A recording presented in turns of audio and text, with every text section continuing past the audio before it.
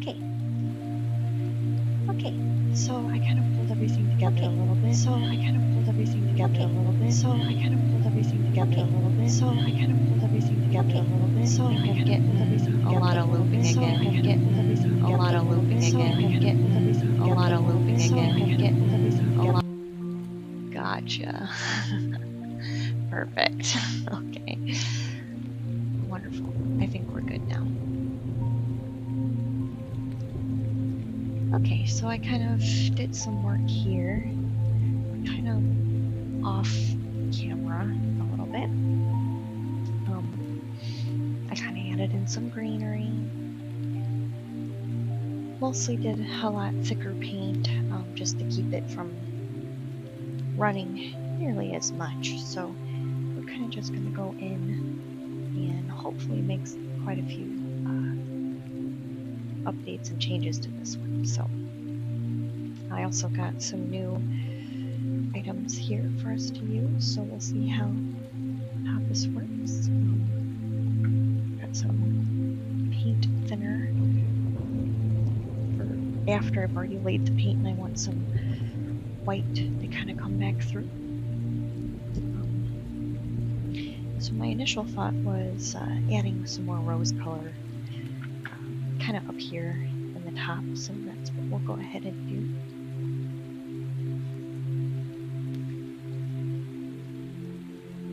I picked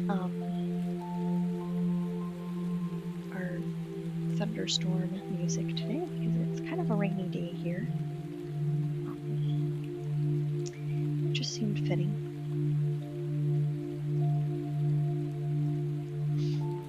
So I say rose, but I actually pulled this magenta.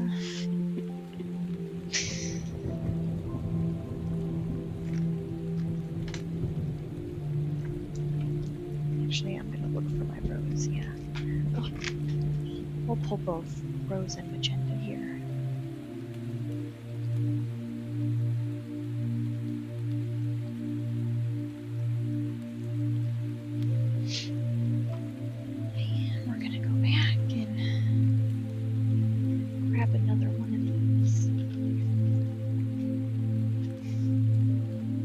And I do want to show off one of my other paintings that we were working on for another one of these streams. Just want to show it real quick because this one, I can lay it on top of what we already have here. So, because this one's dry. So this is what we were working on. Not really the last time, but a few times ago, we were working on this one repeatedly. I did make some adjustments here to it. I got you guys a lot closer too, so you can actually see a lot better, you know, what I'm actually doing. So I made quite a bit of adjustments. I added some clouds at the top here, which I think made a little bit of the empty space that was happening here quite a bit better. So that's what we did with this one. So that one's done.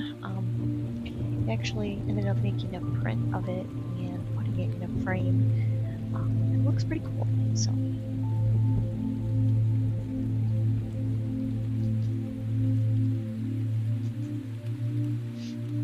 sorry, I'm actually going to scoot us over just a tiny bit. Still work? Yep, I think so.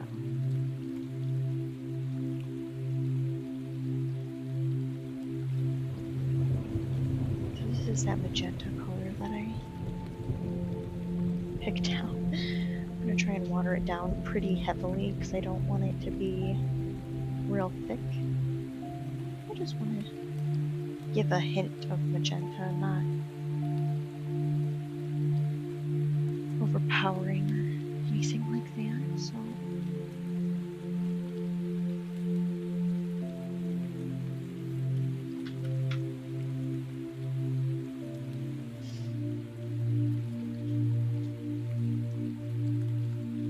I think I might stick to doing painting streams on Sundays because Sundays are just really relaxing and really chill, and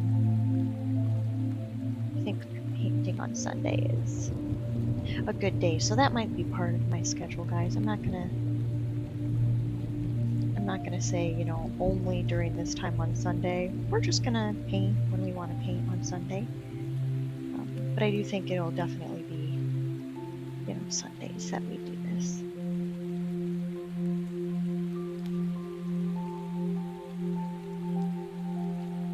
So I'm just going in and kind of adding some of this pinkish color. I like to layer colors on top of each other. And actually this is a little bit too light for what I'm wanting to do, so I'm going to add just a little more paint. Because I want it to be subtle enough, but not overpowering, so I think the painting is dry, I just put my hair in it.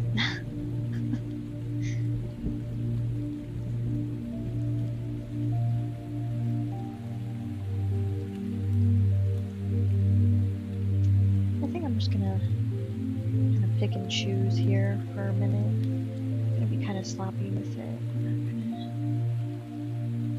worry too much.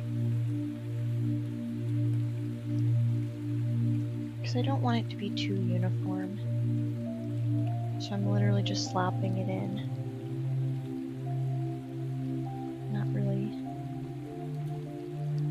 worried about filling it out perfectly or anything like that right now.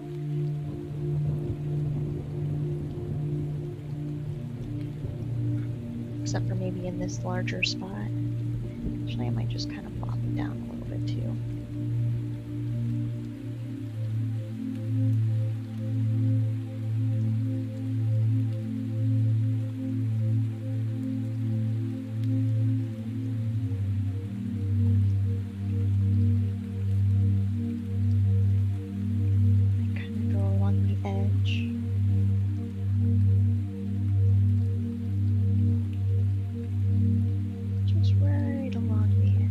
Maybe we'll, before we let it dry, we'll flip it over again, because as we've probably learned, watercolor likes to run down my page, and I really want the top corner to be really covered, so.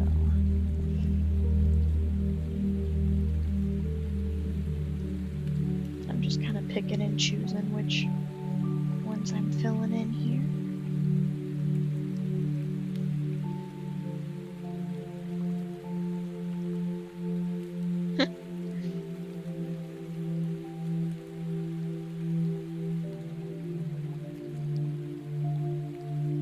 These are not working how I really want them, but that's okay. We can always go back and do it again.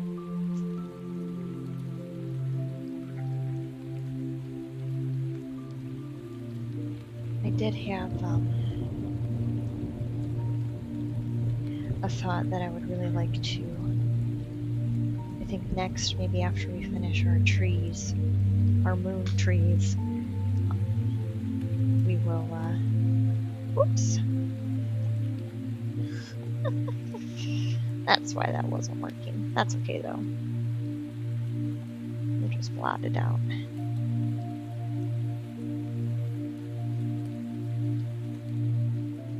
No big deal.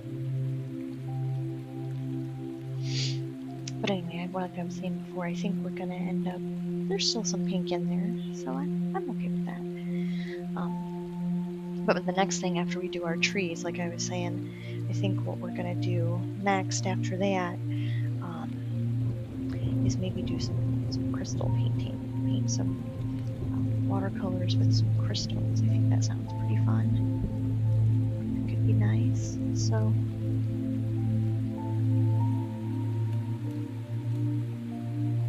I was kind of watching some tips today on, because I've never done something so geometric before, so I was kind of watching a couple videos before starting the stream here. You know, just trying to decide how I wanted to do that, you know, and the best way to do that. So I think I'm actually just going to go in and like freehand some of this.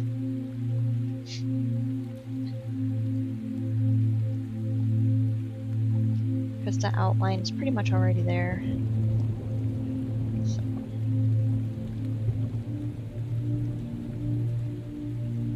Just a little bit more color here.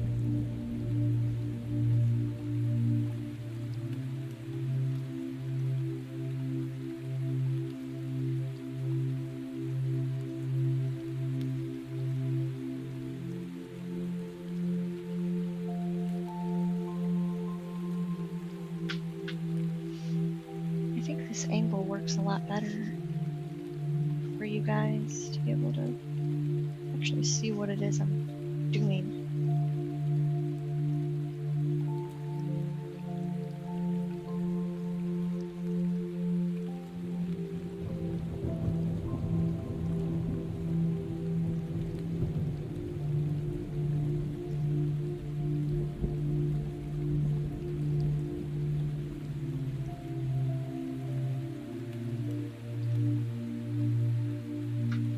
So I'm just free-forming some shadows and color variations right now. I'm not really doing anything too crazy, but I do, like I said, I do want to have some color variation up through here. So actually I'm going to leave that. I'm going to let that mostly dry. Because I do prefer the corners with my paintings to be darker. Sometimes you just gotta work around that a little bit. Get that to work, so.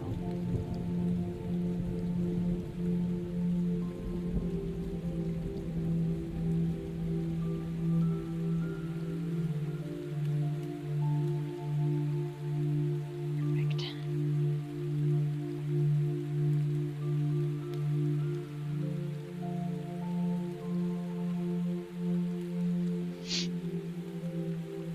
Actually, I might do some pretty harsh color changes here. Very top corner here.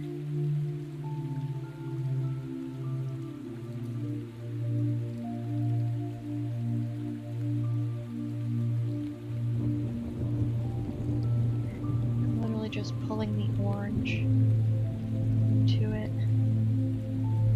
and letting the dark colors stay right along the edge there.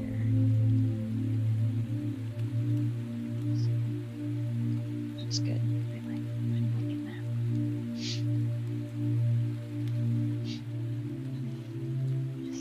that. Sorry, I think I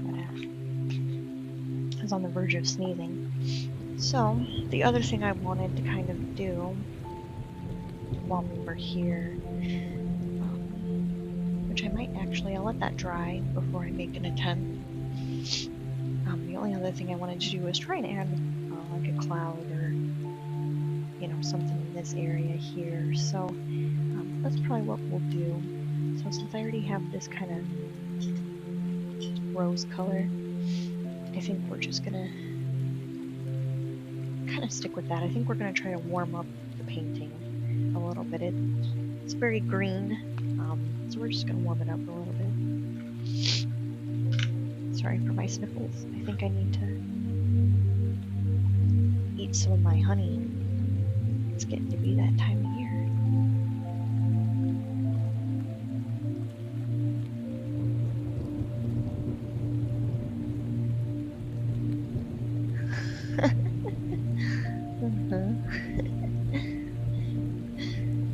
Shiler's showing me his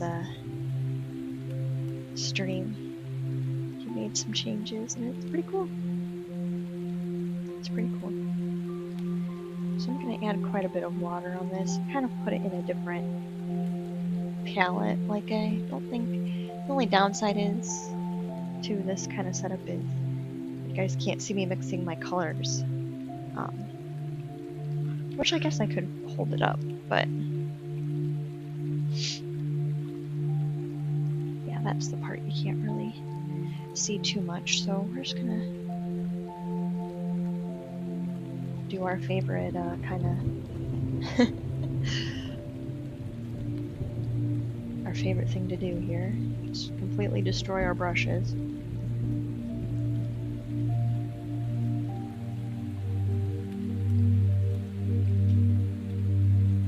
that is very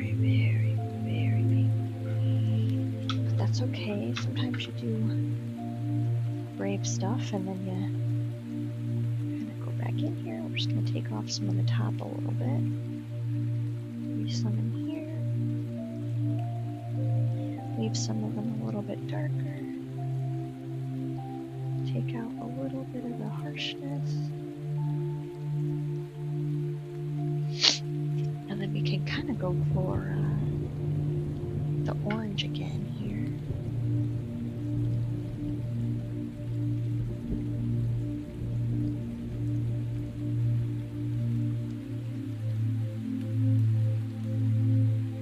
Just adding a little more orange.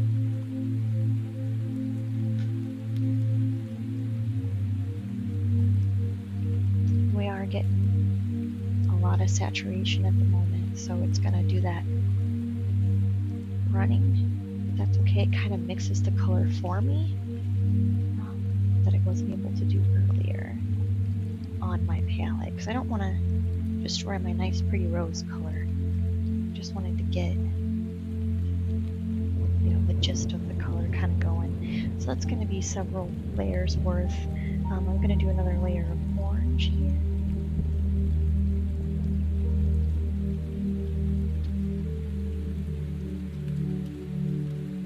And then what we'll do is mostly leave that, and then when we go back in, it's getting a little too boxy, so we'll just kind of go in here a little bit. So when we go back in, we will be able to make some of those adjustments.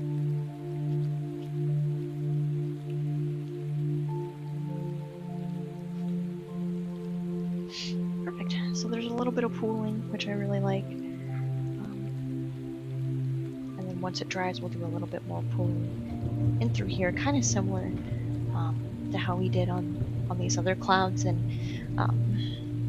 I did eventually, on these in particular, these clouds here, I did eventually have to hand go in with one of my little detail brushes. So I had to literally go in a little bit and kind of pull the water around the edges just a tiny bit to get some of these to kind of really stand out, especially right through here and things like that. So that's what we'll do. If it gets too out of control, like it already is a little bit, so we'll just tip it just for a minute. So the other thing I wanted to try and do was use just a little bit of this paint thinner. I'm going to do just a tiny bit. Well, once I actually take the plastic off. I didn't realize I didn't take the plastic part off. So I bought this paint thinner and kind of threw me off a little bit because it had all these like warnings on it, and I don't usually use obviously the paints are chemical paints, but for the most part I don't really use chemicals on my paintings, so it kind of threw me off a little bit. It's like, oh dear, I don't know if I want to use this. But it's okay. So I'm just going to put just a tiny bit because I'm not going to need a lot. And then I'm actually going to choose a separate brush altogether for this one. And I'm already seeing some dry through here that I kind of made myself. So I'm just going to lay right on top of the dry.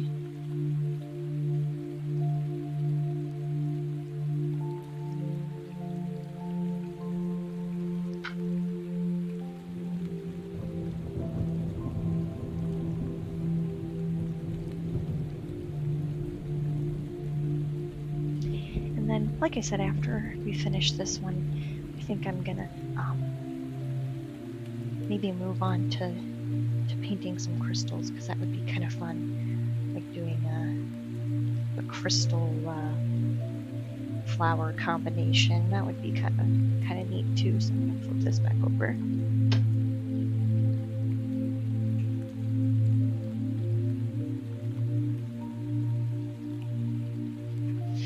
So I'm gonna go in with a very fine detail brush. I might just have this be my paint thinner brush just to begin with.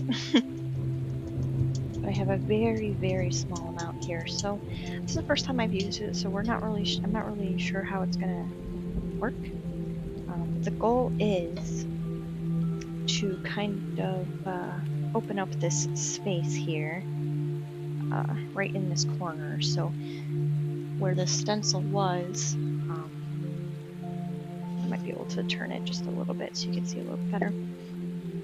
So where the stencil was here, you can see some of the open space here where the grain is kind of showing through. I'm going to try and like hopefully bring that back up through here. So.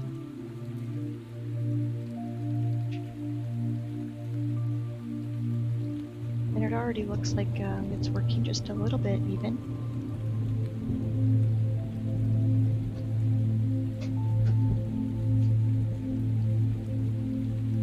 Which is pretty neat.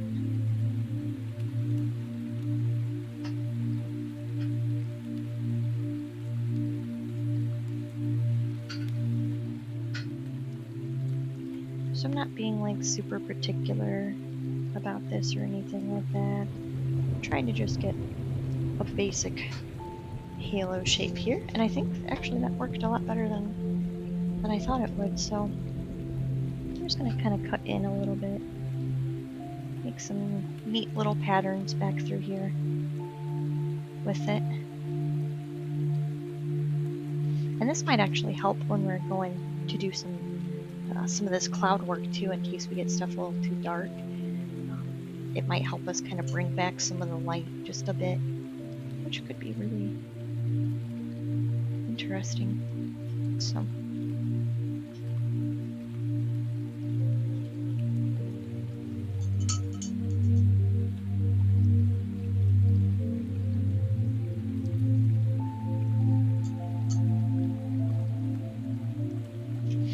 For anybody who's seen like some of my older paintings,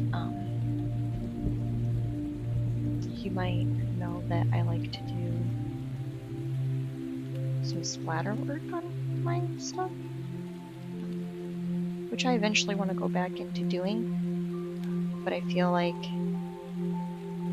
I won't be able to stream that portion because it's so messy. It's very messy, and honestly, I think I might just have to do it and then kind of like show you guys the final product for now, and then maybe go back in later. But perfect. So we did manage to get some of that to kind of come back through, so pretty cool.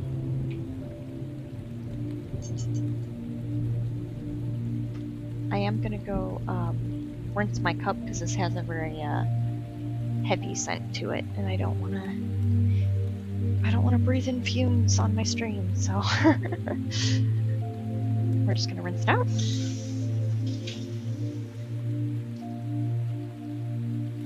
And what I might actually end up doing is laying some of that that paint thinner in between my layers, so that not only does the color kind of show a difference between the background and the foreground, but you know, the layers, I think that thinning out the layer will help before I lay down the next one. Will help make that difference too. So.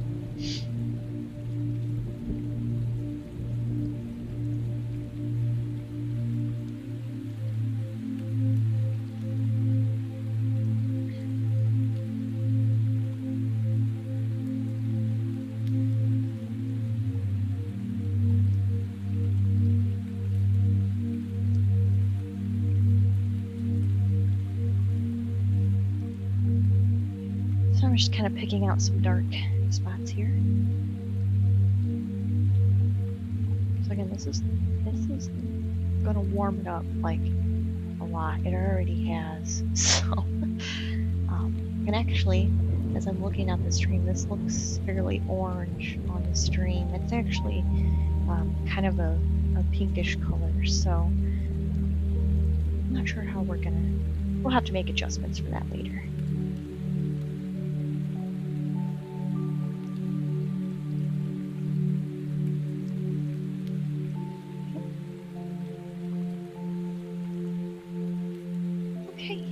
So the only other thing I'm going to kind of do really quick here is just kind of bring out some kind of lines.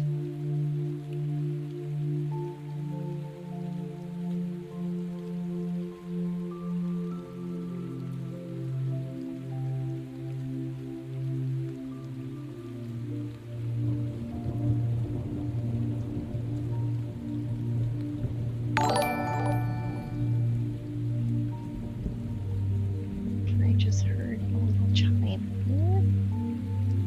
Oh, nice. Thank you. Thank you. I'm now being hosted. I appreciate that.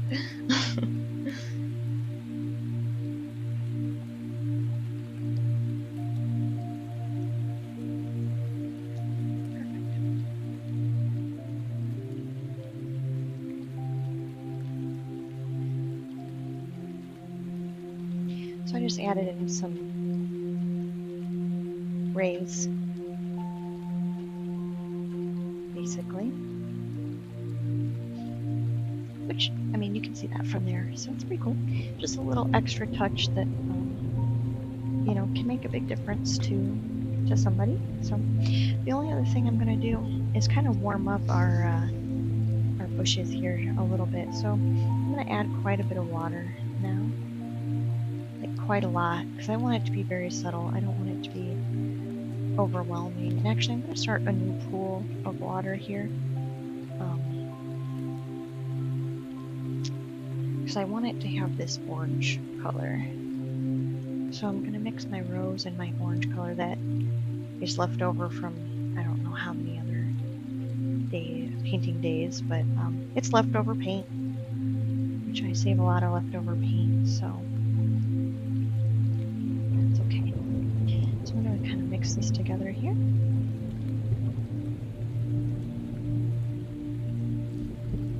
I kind of have two different gradients going on, so we're just going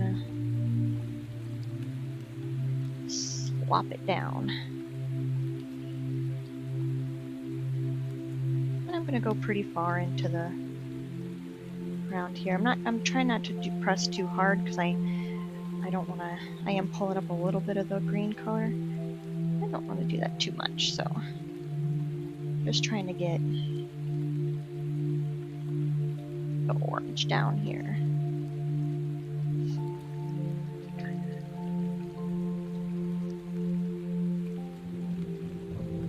Trying to catch it this time before it goes too far down. And just a little more pinkish color.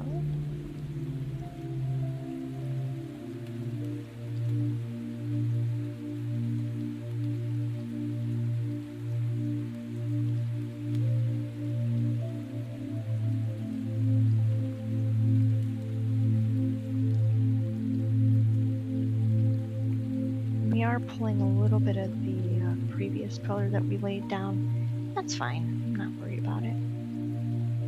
Because we can literally go back and redo our work. It's not a big deal.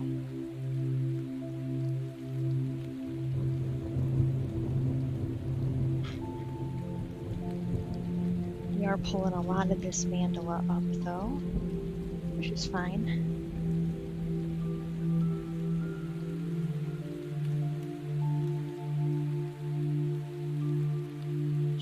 Pull some of the green back.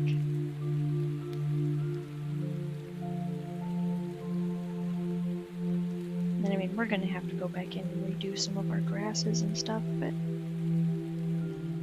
it's not a big deal.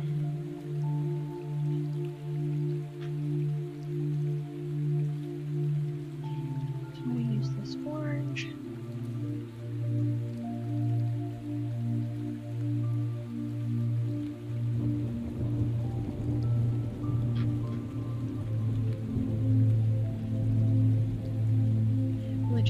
lay down in the dark spots that we keep kind of laying again and again and again. So we're just going to rotate this just slightly, maybe at an angle.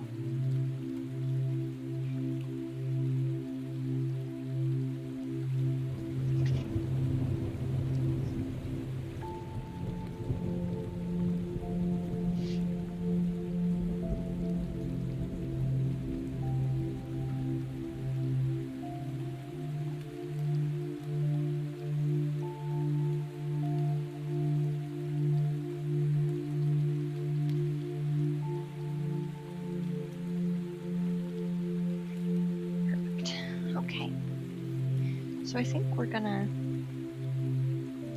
try and let the water run back up. Take some of this out. Just a little bit. So I think we're gonna take a break from this one because it's pretty wet, and what I'm gonna have to do eventually anyway. I just kind of go back in here and put some of my grassiness back in, and just things like that. So we'll take a break from this one. And I know you can kind of blow dry your stuff as you're going. I'm never in a hurry when I paint, so.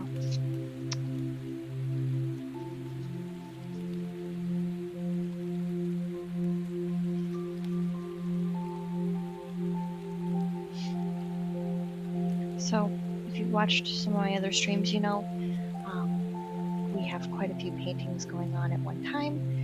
We don't generally just have one, so if I take one away, generally means we're not done, we're just moving on. So this is another one that we were working on earlier. This was the mandala that was kind of hiding in the bush here. So we'll work on this one just a little bit. And actually, now that I have my paint thinner, what I'm gonna do is go back through a little bit, and if you remember during the first stream, we were using kind of paper towel to kind of rub away some of the paint we already laid. And I think the paint thinner will really help us bring that halo effect that I was trying to get last time. So we'll go ahead and do that. So I'll squeeze some more in here.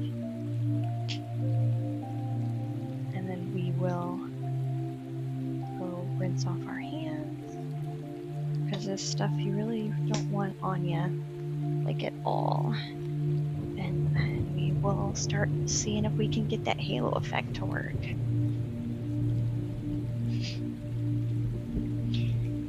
And this one will probably, while I'm rinsing my hands here, we'll probably start on that, maybe lay down a little bit of extra color in some of them, you know, brighten it up a little bit since we already have some rose color sitting here. So we might end up doing that too. We just hand selecting where we're going. So again, I'm just going to go along the edge here. I'm not going to be really particular, but I am just going to go around the edge. See if it can pull off what I wanted. See if we can get this nice, really cool halo effect so that our mandala kind of stands out a little bit more here. That was really the whole goal, so we'll see if it's able to do that for us.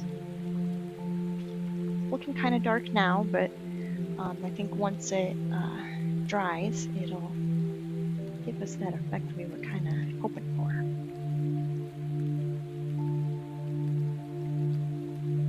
And if not, no big deal. It only took us a couple seconds to do this anyway, so it would be really cool if it was able to do that for us, though.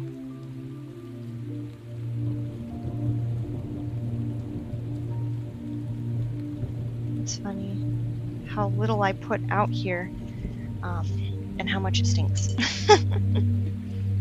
So I'm actually going to put this, now that I've laid that down, I'm actually going to go put this in the other room. because I don't have good ventilation in here, so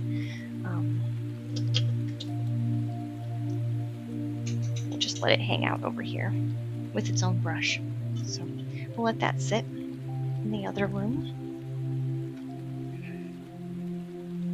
And then, like I said, we're just going to go back in and kind of use our nice rosy color, our orangey rose color that we have. Just pick out some little details. Kind of want this to be a little bit brighter than what it was. We're not going to be real picky about it. Not going to be real particular.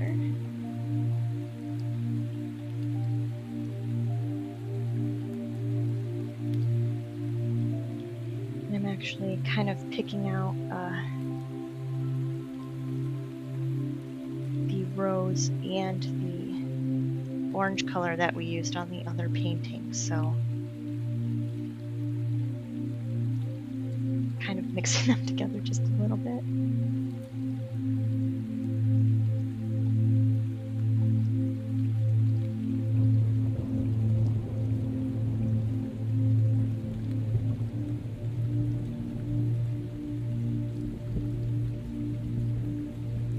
I kind of like listening to the thunderstorm music here.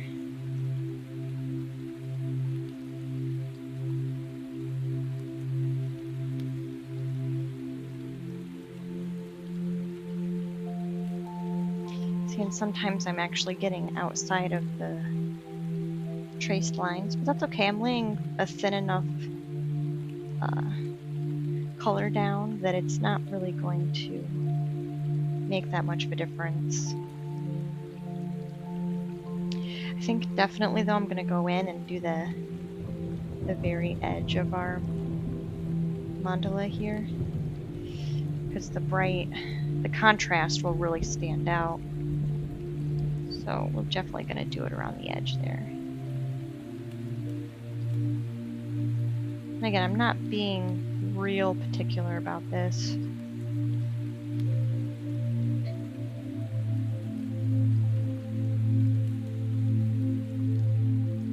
It's okay that some parts are darker, a little different color. It's not the end of the world. Just kind of go in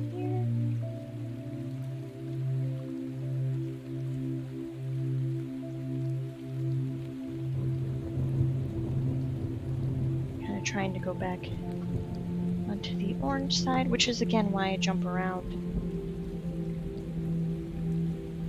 If I want this really rosy color, and like I pull a little bit of it over here, well, that's not a big deal. You know, as long as you don't have, as long as it's kind of separated, I feel like that's fine. You can get away with stuff like that. But if we were trying to be like real particular, that's when we would get, you put several colors of the same thing next to each other. That's kind of when you get things. That's when things get a little blurry. So, but we don't have the same color right next to each other, so.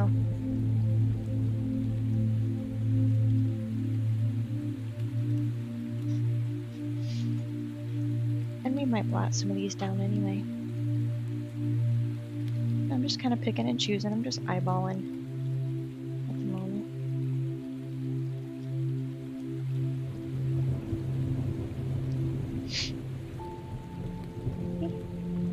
Which kind of gives it like a new character all by itself.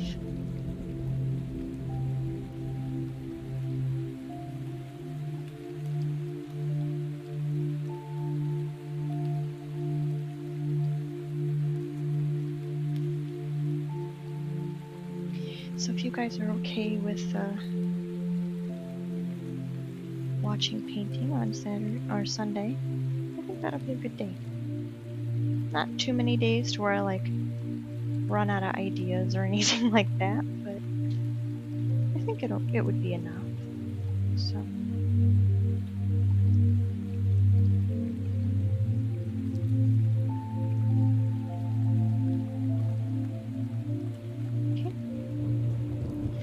I'm just gonna blot just a tiny bit to take out some of the really, really harsh spots here. Okay. And even just that right there made a huge difference. So now that we have quite a dark bush here, we're going to need to start laying down thicker colored paints. So less water, more paint. And what I think I'm going to do, I think I'm probably going to stick to my rosy colors. This is going to be a very pink and green kind of painting here. So, and this is one of the smaller ones. So I did leave a little pool here, pretty thick. Okay, and if I wanted to do a little color test here, because I think I might need to have it on the lighter side. I do have a paper here that I can just kind of test and see, is that going to be, is that color there going to really go with what we're using? And I think it is. So, and you can tell it's mostly paint because the more I do my brush, the less it pulls. So this is very, very thick paint. It doesn't have a lot of water in it. So, and that will help it lay better on the thicker paint that's already here. So that's what we'll go ahead and do.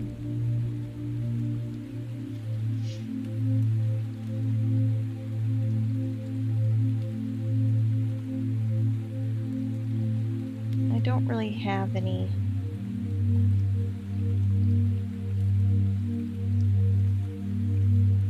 rules on how my flowers are really going to be shaped.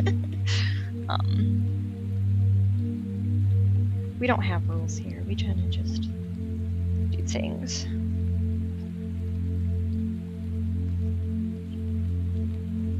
It's like maybe maybe these aren't really part of the bush. Maybe these are just flowers that are kind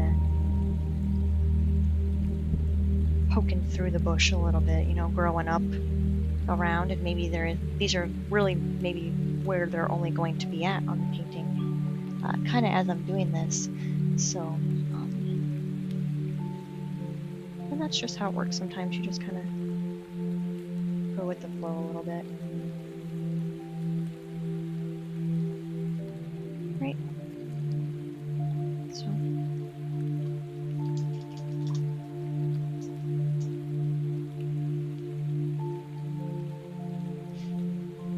And sometimes you just kind of do other shapes. Maybe this one really has, like a floral type, pointed star shaped petals on this one. So that's what we'll do. We'll just kind of go in here. I just let the edge of my brush kind of sit there a little bit. And what I'll probably do with these star shapes here, I'll probably blot them quite heavily, just because I don't want all of the flowers to be the same color. So I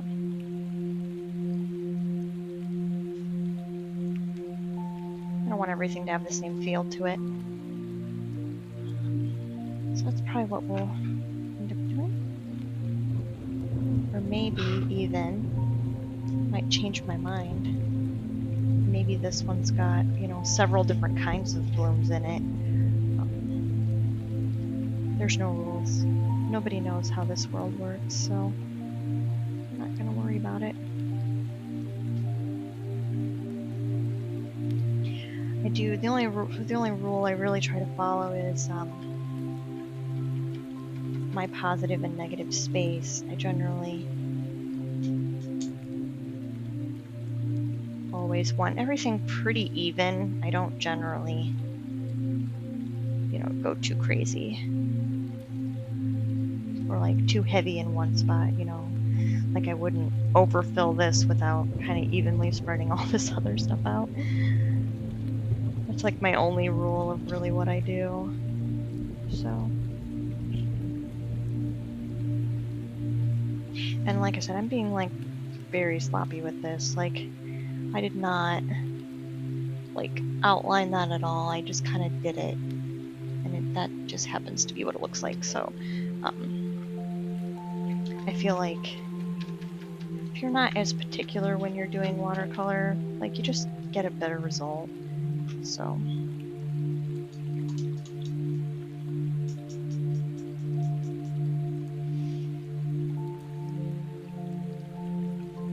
So what I'm going to end up doing is just going back over, adding some orange to these so that they look, you know, just a different color. I don't want everything to be the same color. And actually, I'm going to pull some yellow. And I'm literally just going to blot it in.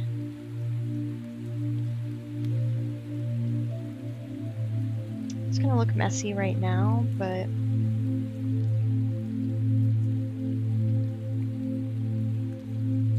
that's okay.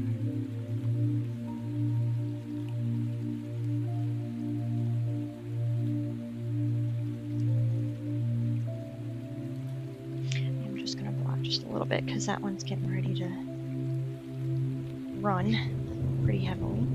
And you can see even just doing little changes like that really made a huge difference to the color and how it lays in comparison to all of the other ones. So it looks, like I said, it looks messy, but that's alright. Because we're going to get into higher detail, you know, further down the way here. So.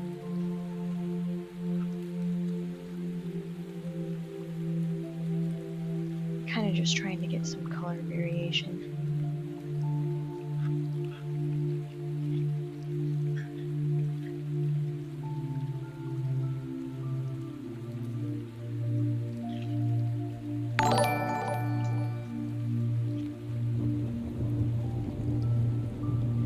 Nice. Thank you, Toxica S. I appreciate the follow. Thank you very much.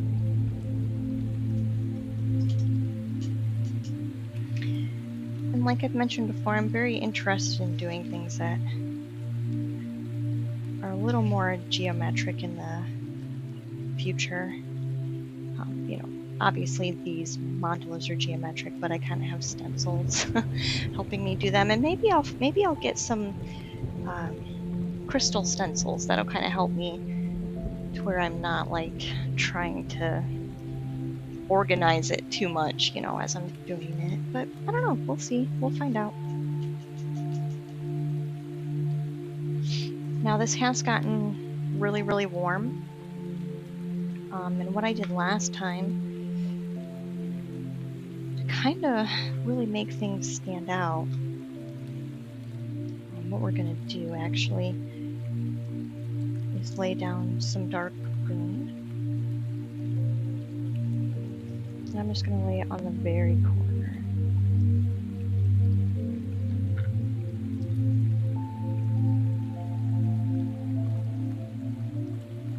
And actually this is going to need to be, I think this is going to need to be a fine detail brush kind of job.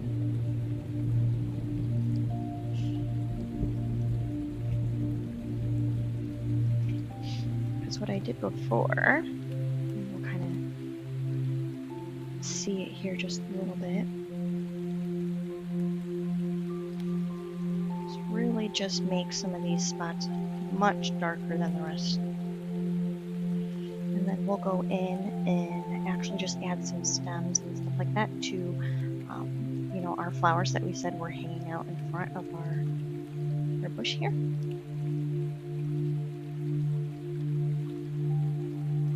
Right? So, just very small details that'll make a huge difference. And I'm not going all the way through here. I'm just kind of dotting them in a little bit. Okay, so that already made quite a bit of a difference.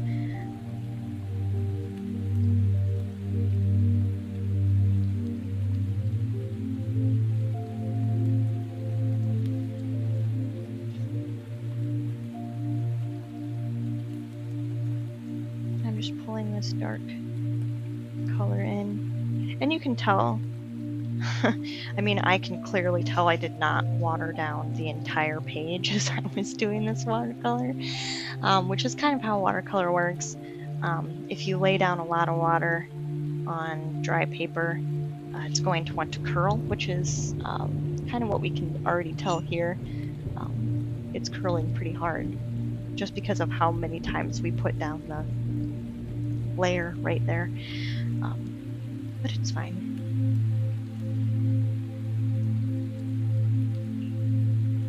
So I'm just going to go back through here. Lay it down. Maybe we'll say this one's got, you know, some pretty broad leaves that'll come up. So I don't like to just put a leaf, you know, out where it would typically be thought of. So sometimes I'll pretend like the leaf is like starting kind of off the page. So then I'll kind of just bring it up.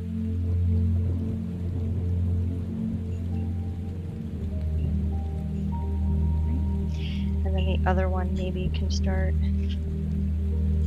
a little bit different, a little bit higher than that other one.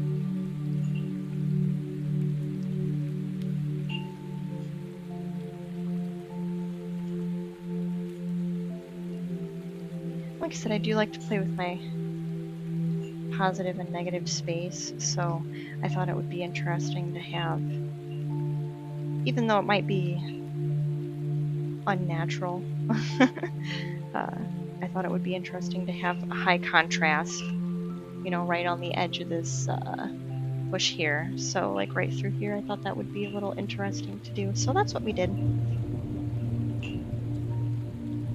We'll just go back in and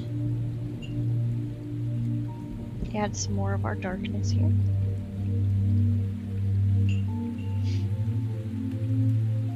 And maybe a little bit through here.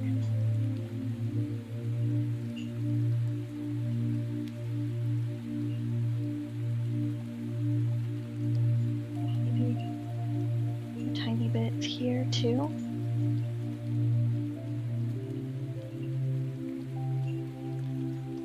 And then what we might do, just rinse this off.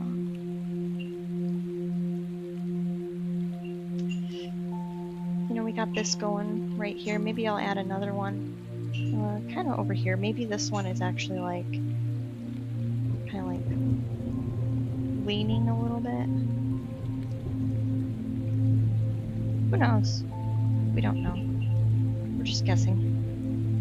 That would make it interesting. That's an interesting shape, you know, that maybe, you know, maybe it's got to lean that way to get more light to it.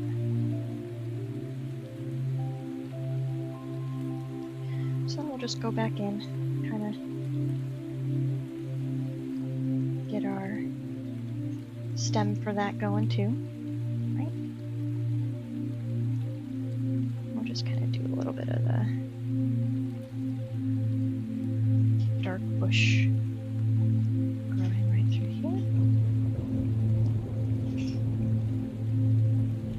And I'm just going to lay it over this kind of floral print we already did, which is fine.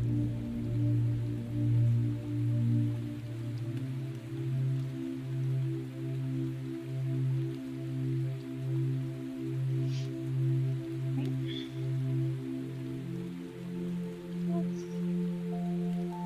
See, this one's got a nice leaf coming out too.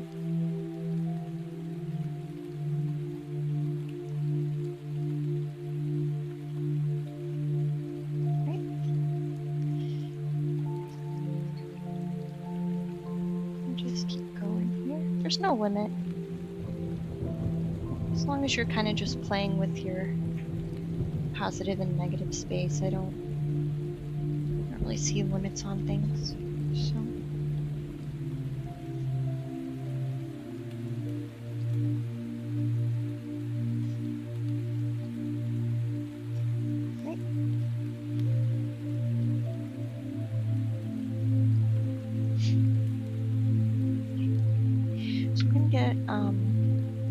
little bit darker color going on here.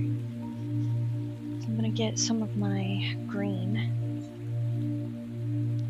Actually it's right here, my palette already. I just couldn't see it around my other palette, so let's just grab this.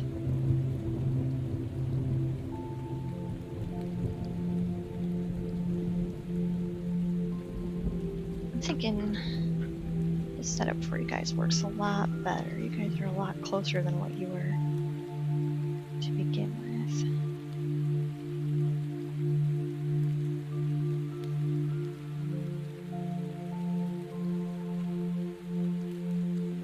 So I'm doing is just going darker and darker and darker and darker.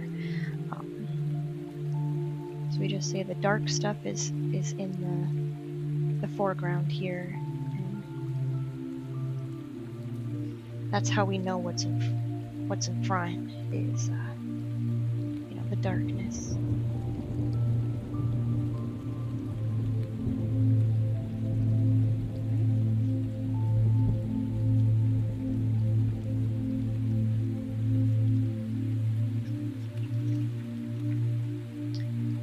I just twist my paper around to kind of help me get angles that I want, that kind of work with my wrist better. So you'll see me kind of flip my painting around quite a bit.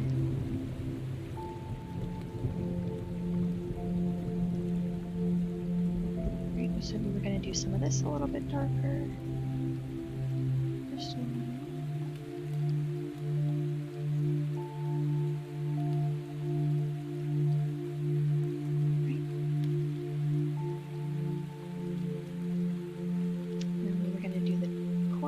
here. Again, like really not being overly particular. Right? Going back in. And this is the thing, I might do, layer after layer after layer until I get darkness or contrast that I'm kind of looking for.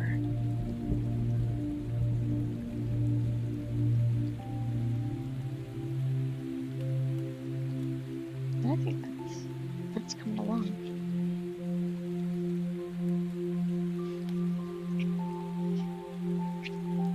So I'm gonna kind of go back through and do some dark here in this corner. Because I like my corners to be dark. Fairly dark.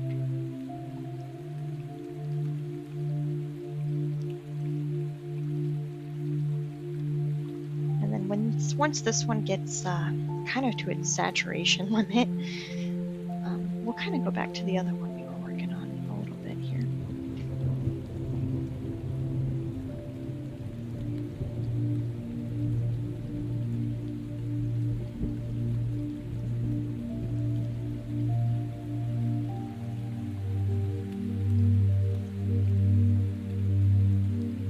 I do like to kind of change the rules up a little bit every now and then, like really pull the dark kind of over top of our, actually let me tilt it a little bit more, kind of pull our dark into our foreground here. Just makes a lot of difference in contrast. So that's what I like to do every now and then, which I might actually end up doing up here now that I'm like focused on that.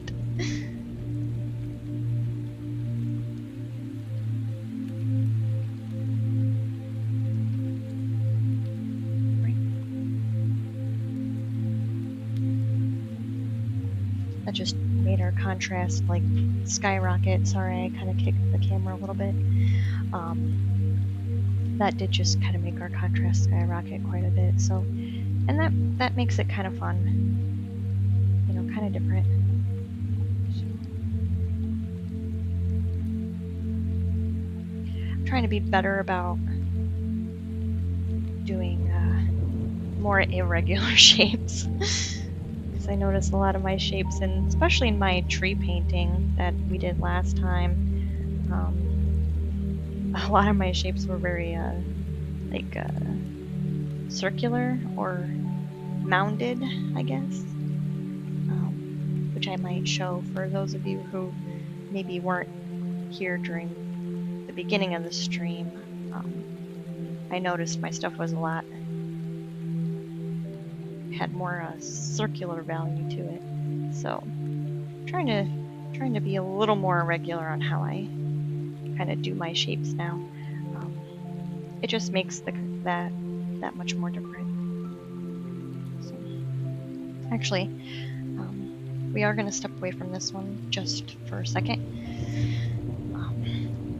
I don't know that our thinner really did a whole lot as I'm looking real close, but that's okay. It's fine. So what we did is we laid down a lot of the flowers here, some more darkness into our bush, and then we tried to go in through that with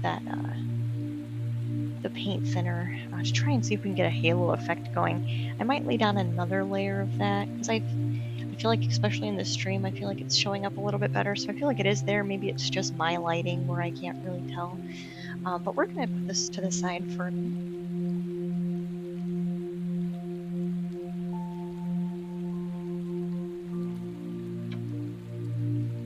And I'm just going to check this one and see.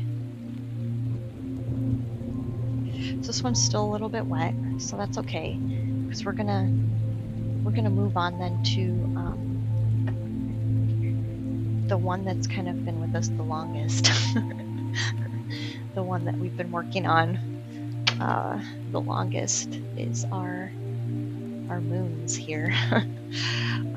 So we'll move on to this one, which means I'm gonna switch my palettes here and actually switch my water, because my water is very much on the warm side. So we'll do that in just for a second.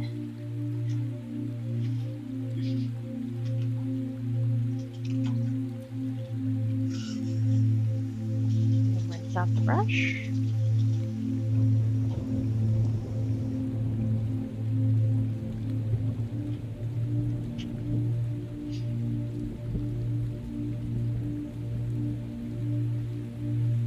Okay, so now we have fresh water. This is going to be really interesting because this is the one where we had made the decision that the runoff that I had created by just letting it kind of drip down, that was going to be our tree trunks. So that'll be really interesting to see if we can pull that off. I don't know, I've never done it before, so we're going to see how it works. But for now, what I'm going to do is just kind of very, very lightly lay down a foundation of kind of where our ground is. So I'm just going to grab a tiny bit of purple. And I mean like a tiny bit. And then we're going to grab our paper towel, because I don't know how this is going to really work for us, but we're just going to kind of lay down kind of the foundation of where, and I'm just going to start patting actually, because I don't want to pull really any of the color out of our streaks here. So I'm just going to pat very lightly, which is like my favorite thing to do in watercolors. I'm sure you guys have noticed, or maybe you didn't. Just going to do a nice little pat here and collect. Maybe add a little bit more pigmentation now that it's wet.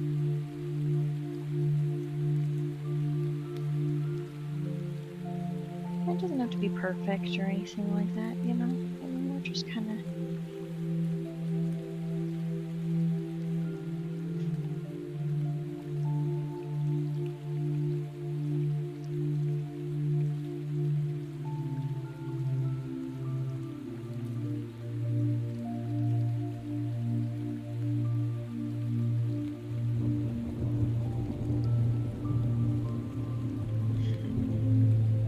purpleness of this painting feels kind of stormy, so I feel like the music is an interesting choice. And I mean, even just a little bit you can see on the stream, when I kind of pulled my brush, you can see the light that kind of came through here, which is kind of why I decided to change how I was doing it. So I'm just going to pat up and down to kind of fix our error there.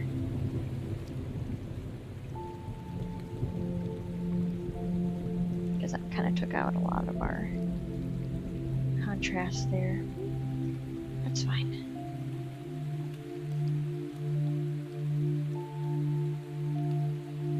Pull just a little bit more pigment.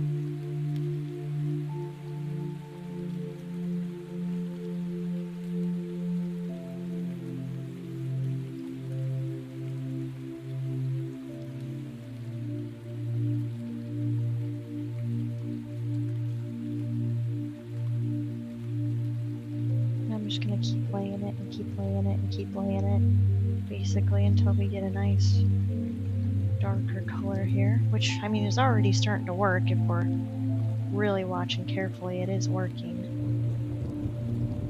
So, without really taking out too much of our streak, so I'm kind of impressed that this is working out in our favor. What I'm actually doing is like laying it really heavy right at the top so we can get that nice solid line going.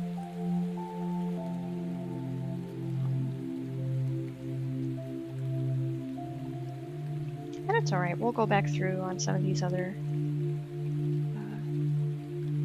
splatter lines. We'll do our splatter lines again before we finalize the painting. That'll probably be like one of the last things we go back and do. Just add those back in. And that just happens. That happens when you start a painting in watercolor and you don't really know where you're going. You kind of just go. So that's fine. I'm alright if we have to redo some of our work.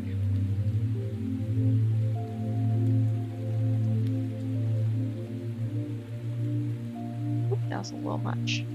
It's okay.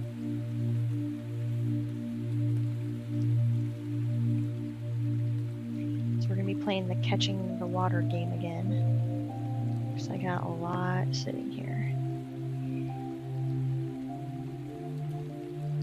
And really all I'm trying to do is make a obvious gradation of foreground to kind of our sky. It's really all I'm doing right now.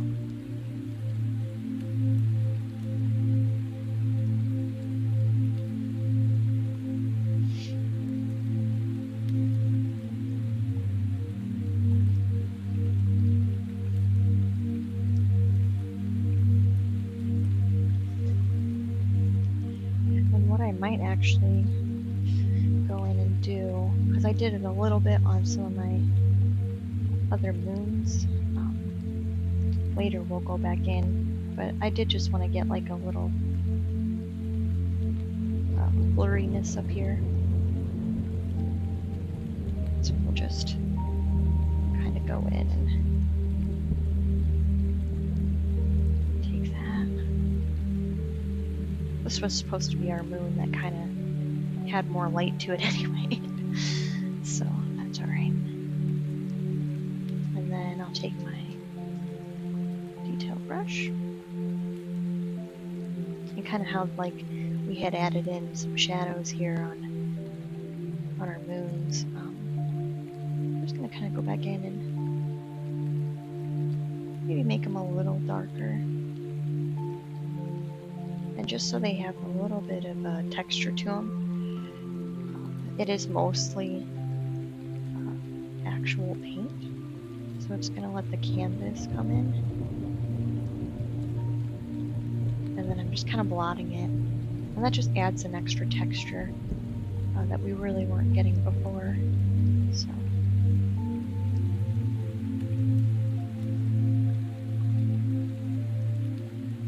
and our is kind of changing colors as we're going. Because we're actually pulling up more blues, which is interesting in itself. Just another added feature to, you know, what we were already working on.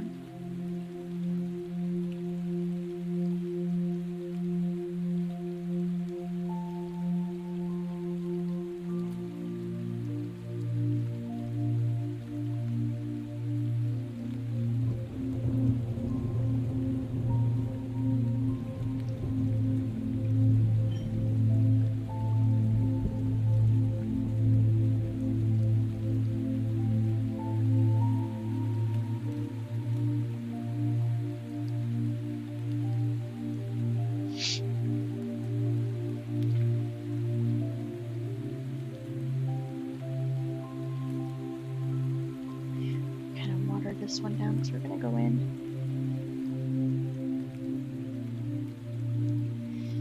and pull it up.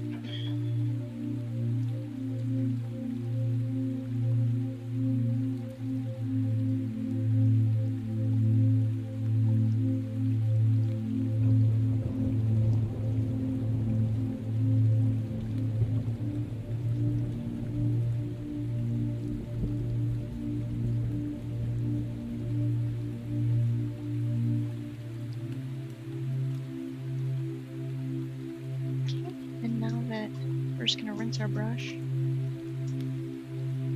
because we're going to kind of do what I did last time.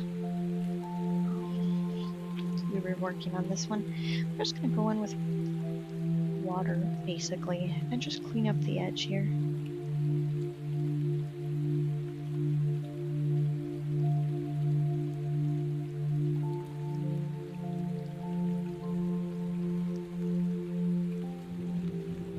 Maybe I'll bring some of that pigment up into our kind of shadowed area, and maybe I'll pull some of it down.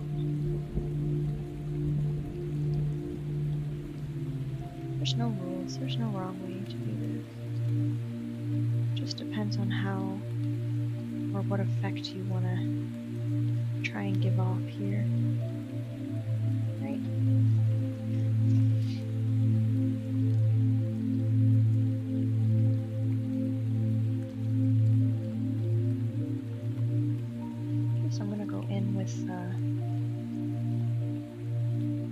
Fairly dark purple now, and just kind of put some of the similar craters and such that we had kind of on this moon too.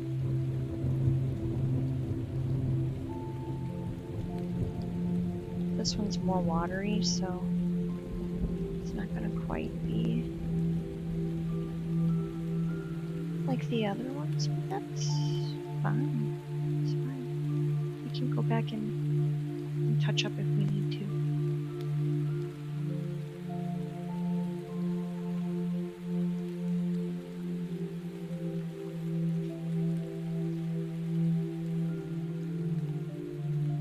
Maybe this is the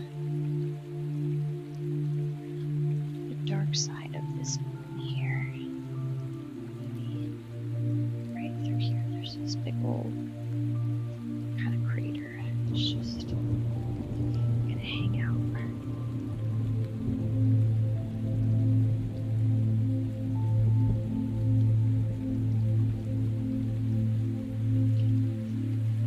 I'm just gonna kind of do some more washes here. I'm just gonna add more and more shadow to some of these.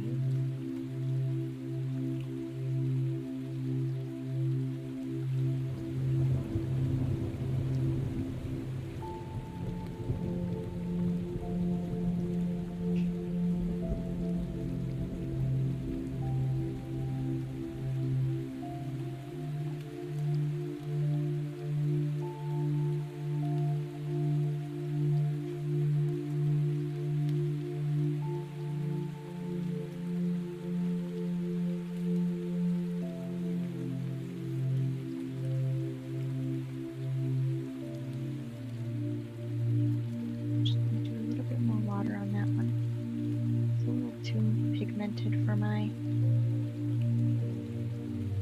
what I was going for.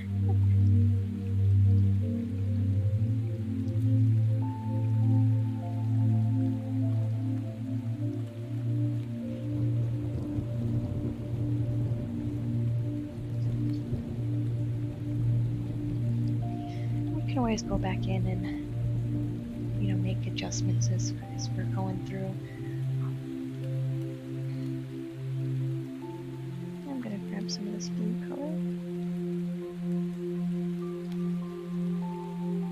We have, you know, blue throughout the rest of the background, except for right near this moon here. And we already had this blue color from still on our palette. How many days, guys, was that? Maybe over a week ago. So we've had this blue on our palette, kind of just waiting for us to come back to it, which now we have. So.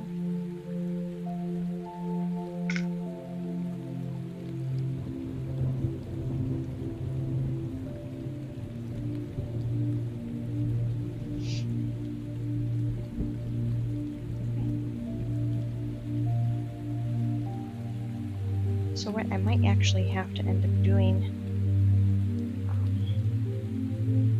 because I just had this thought, because this isn't really holding as much pigment as I would like. So I might actually have to end up doing is grabbing in a bunch of it and kind of hopefully laying it down a lot thicker than what I was originally intending. And actually I'm getting like this really cool, like a little bit of a cool splatter effect, like right next to the ground, which is actually kind of cool. I don't know if you guys can see that or not, but I'm definitely gonna leave that in there. You guys can see it a little bit. Might move, once it's dry, I'll move it a little bit closer so you can kind of see what it is I'm talking about here. And like I said, we're gonna, right before we're done, we're just gonna go back in and let all, we're gonna have to, because I've pretty much undone all of our dripping work here at the bottom, which just happens, so. But when it gets ready to dry, I'll show you guys the kind of neat splatter effect we're getting here.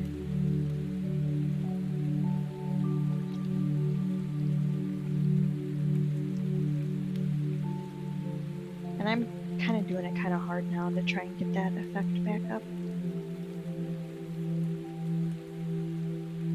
But I think even just that color variation itself is enough to kind of make a difference in gradation of where the sky is in the ground. So we'll probably let this dry. But like I said, we're not too worried right now, because we'll go back in here and pick up some of these drip lines again that have kind of worn away just because of you know, what we were trying to accomplish. So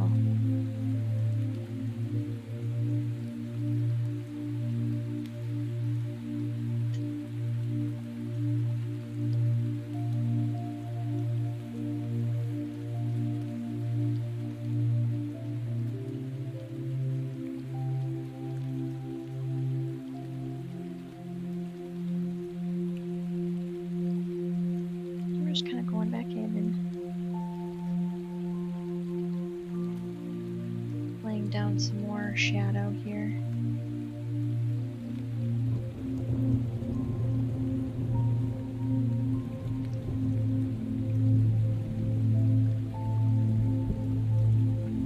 I do kind of really like listening to this music while we're kind of going through a little bit.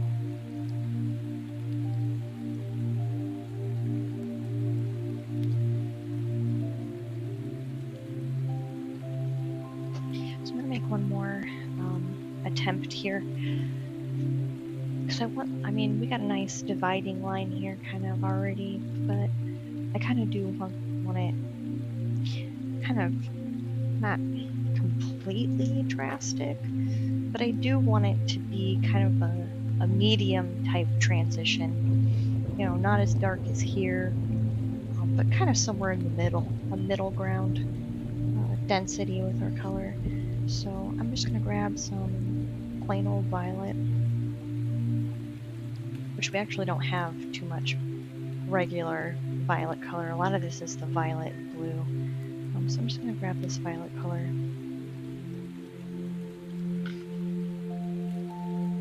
And I might immediately regret my decision here, so we'll see. But I'm just gonna grab a little bit of water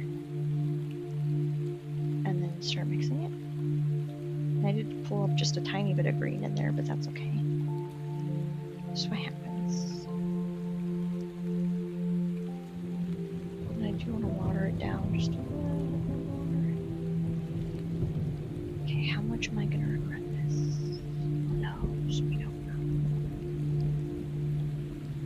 This green palette, this green blip here is pretty empty, so it won't hurt anything if I go in here.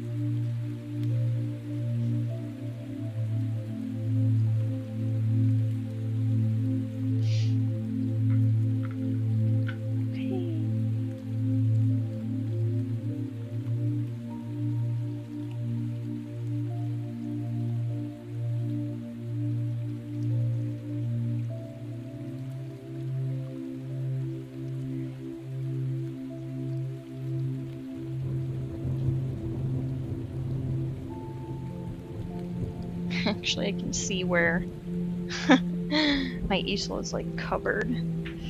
So, but I don't really. I see a couple drops on the ground here. But that's alright. It's watercolor. It comes up super easy. I'm not too concerned too much.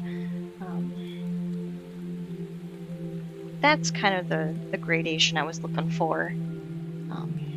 And we can go back in, later on and really make some adjustments too. I just had deja vu of doing this painting. So you all are here to witness it.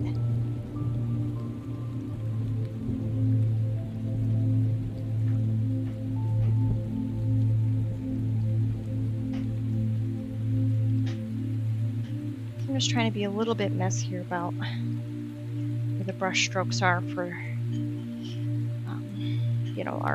our foreground and such.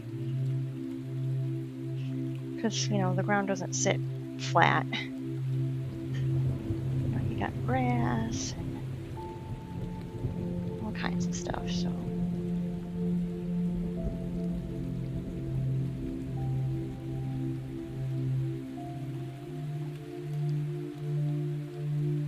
That's kind of the variation I was kind of looking for. It's just something kind of in the middle. It's a little too on the purpley side for me, but for right now, that's totally fine. If I really wanted, I could pull some of this leftover blue here. Just kind of splat it in as we go. I don't want to do that too much because this is already very, very wet. So this one, I've mentioned a couple times during our streams, this one's going to be hanging out with us for a while, this painting here. Which is fine.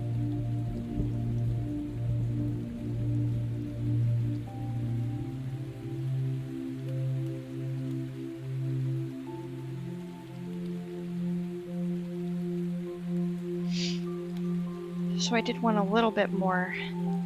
The splatter wasn't quite giving me as much as I wanted. So I'm kind of just going back through with the leftovers and making a pretty mess. So we're just gonna blop the edges here, and then getting a line where everything's kind of building up.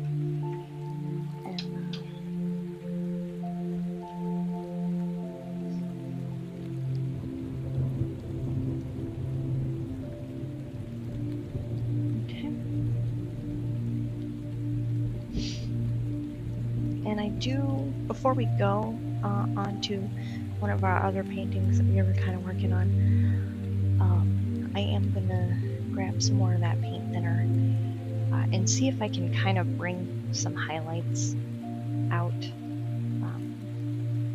we'll see how that goes. That would be pretty cool though if I would manage to bring out just some in the moons here and there. There's already a couple in there already, but it'd be interesting to see, you know, how I can manage to do that. So let's go grab some of that again.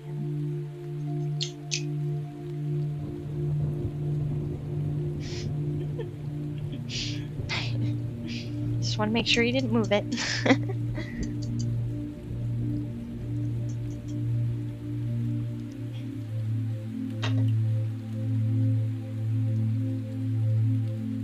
Okay. So I'm kind of going to do it already where I'm going to roll up my sleeve because I'm getting my sleeve in my painting here. So I am going to, well, roll it up to the best of my ability. Yeah, you guys can see the splatter pretty well on the stream, so that's cool, actually. This one's gonna be really neat. This one's gonna be neat. So, I'm just gonna... I got my paint thinner on this brush. I've decided that this is my paint thinner brush. We're just gonna kind of blot around a little bit. And I only have a very small amount of this. I don't have a ton.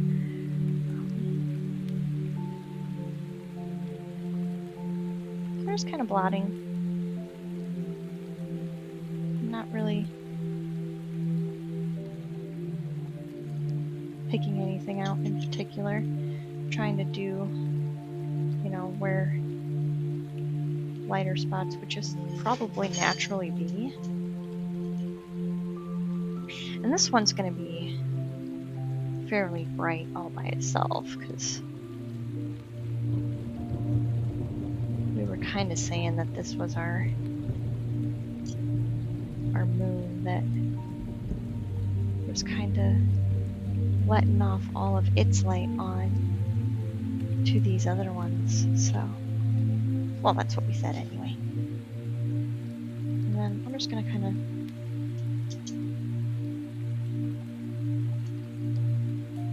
see what kind of effect this gets to. I'm just going to splatter some of it on here. I don't know what this is going to do, but we'll figure it out when it starts doing it. Maybe add it right up in the dark parts of the trees here. Sounds pretty cool.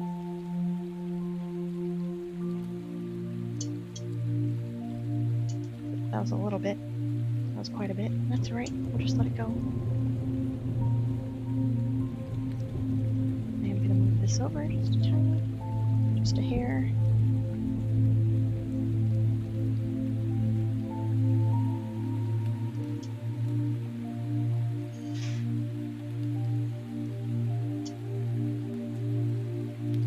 Maybe like right along our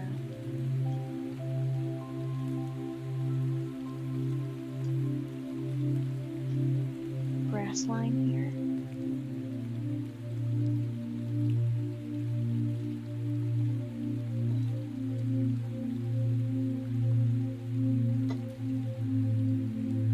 It's gonna be the first time like I said, I've used a paint thinner, so we'll just have to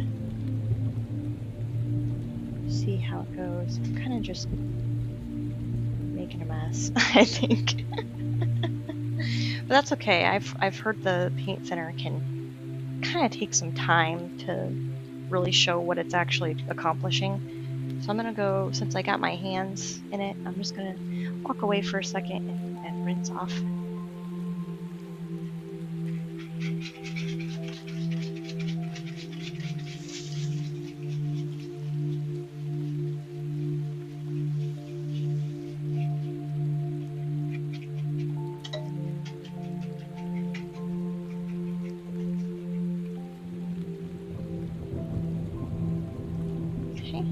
And I already see a little bit, at least, where it's kind of like pulling up some color here. So that's kind of neat. I'm just going to go back through though with my purple here because I want this spot, I want it to be really defined. I don't want it to fall back. So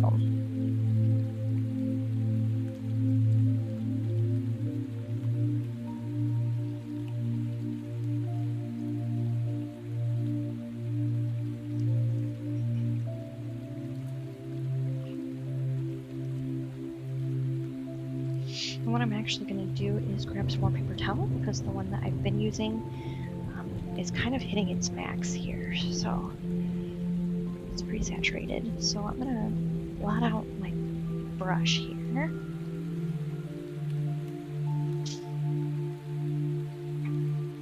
And grab some new. And then I think we'll probably end up taking a break once Shyler's done making us lemon bars. So only take a break once there's some food to eat. But we paint slow here. We don't paint in a hurry, so if you gotta take a break, don't worry about it. We'll be here.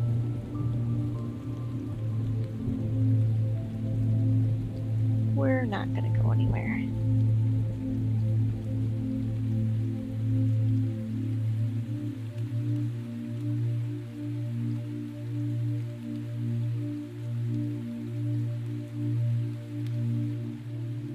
I'm trying to make this more and more defined as I go. And what I might do, since it's kind of just collecting, this is adding the cool effect too. Splatter.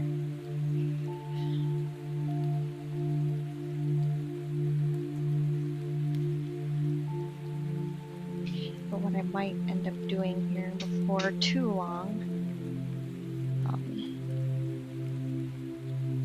it's just adding some straight up paint, because that's really where we're gonna get our nice, solid, defined lines, is when we use less water and more paint. So.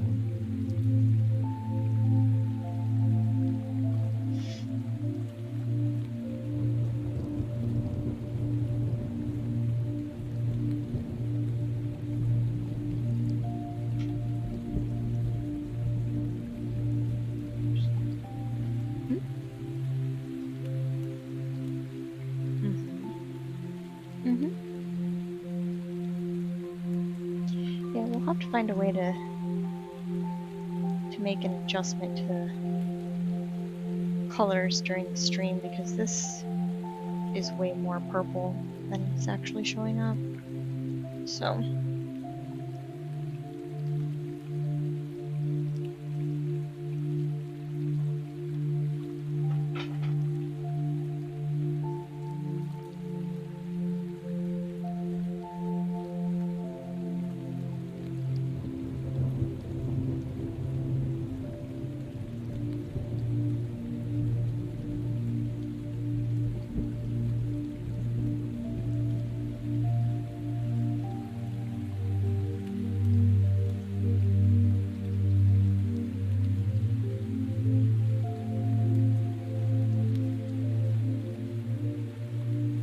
I'm just trying to pull it all down now that I have that kind of defined line. No! My color on my brush is literally peeling off, so a piece of it just went on my painting, so we'll just pick that up. These are very old brushes, guys. These are like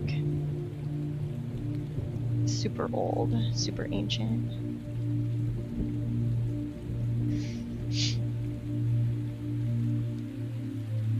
Super abused. They're abused brushes.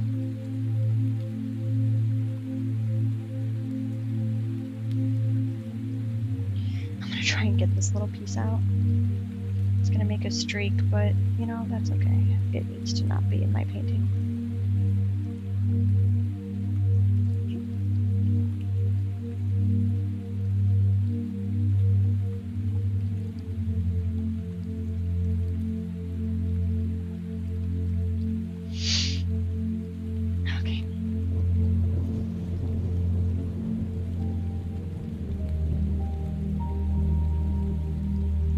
See a lot of dripping here. A lot of dripping. But that's okay. I think that's why I choose smaller canvases, is because I know if it was a big one, bigger than my easel, I'd have paint like all over, literally all over the place.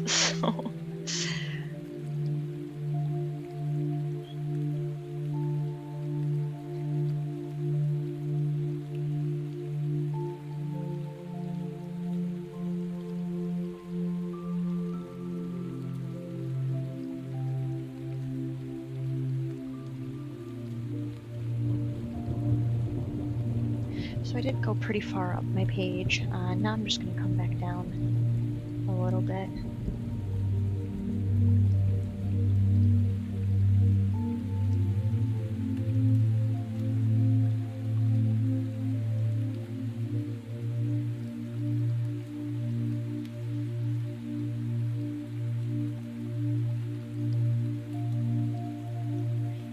Right, just make some nice variations here.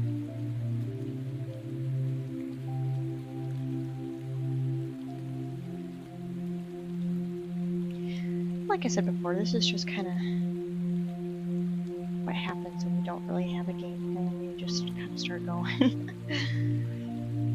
Things just kind of change as you go through here, so that's okay. We're not worried about changing stuff around.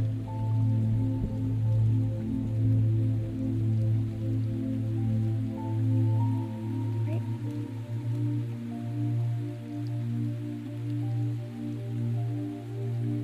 That looks way more accurate. I think you were making adjustments while I was going. Nice. Aw, so everybody thank Shyler, my lovely boyfriend, who made some adjustments while the stream was going to the color. Very nice. Yes, that is... Oops, sorry guys, just kidding, we're not going on a break. Yeah, he just made some adjustments for us, so very nice.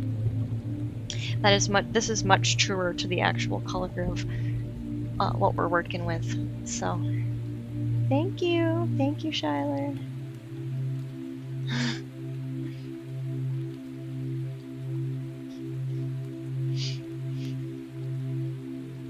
So very cool, very cool.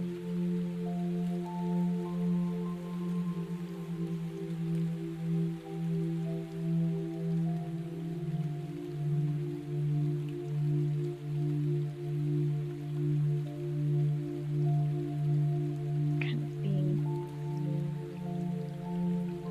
a little bit mean to my brushes again.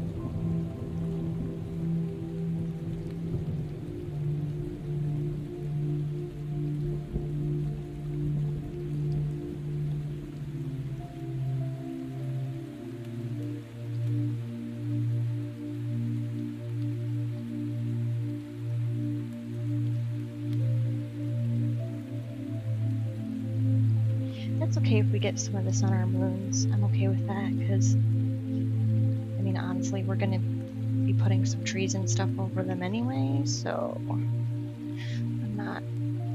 We're just, like I said, we're just going with the flow. We're kind of just doing what we do.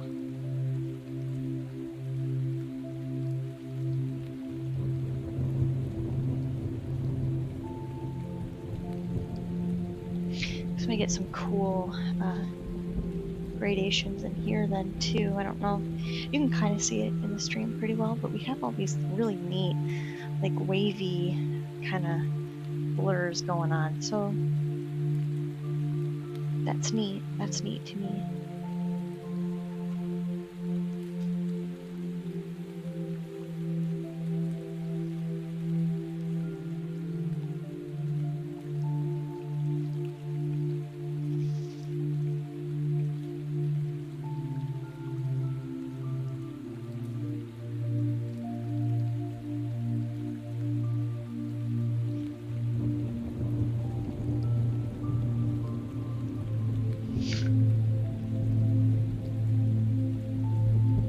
And this is kind of why I just go with the flow, because, I mean,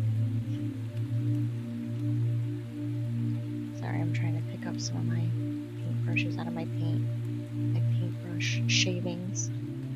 My brushes are so old. So I kind of do just kind of go with the flow a little bit on how I paint it.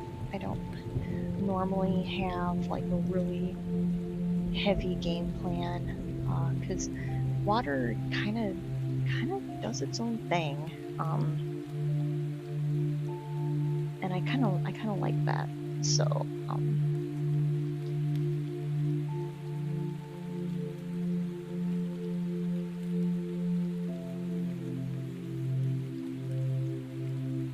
just going back through here, kind of adding some more shadow.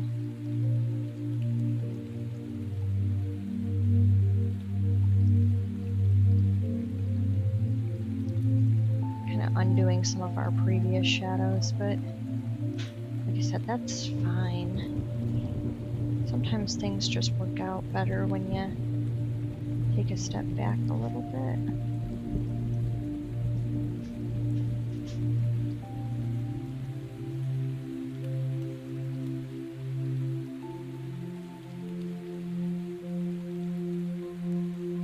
And a lot of the time you'll get really cool effects that, you know, you wouldn't get if you didn't, you know, dare to try something different. So.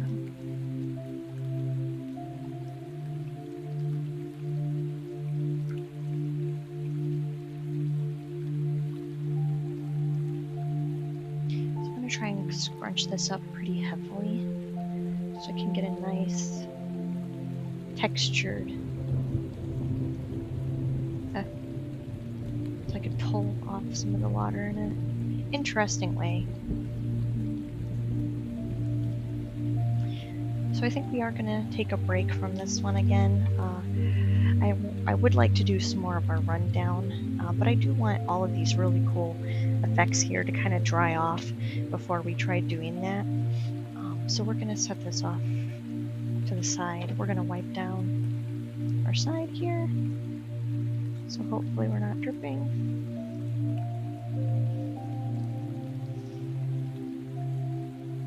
And then we'll probably actually go back on to our other one that we were working on earlier. That's probably fairly dry now.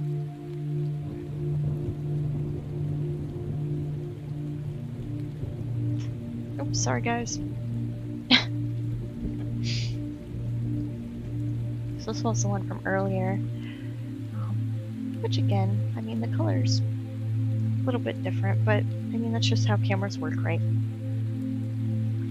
So since we're going back to a warm color, I'm going to redo my water.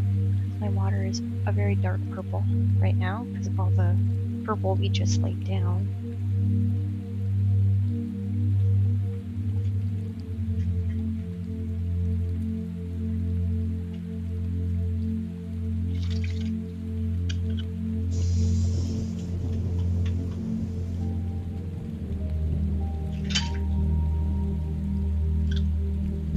I'm just going to rinse off some of this other stuff here.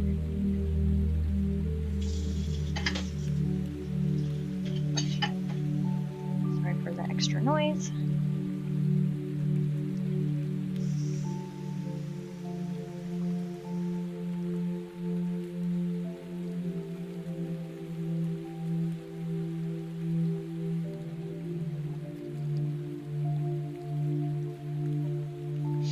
That's going to be a little bit different for you guys just because of the lighting in the room even, I think. So I'm not going to be too...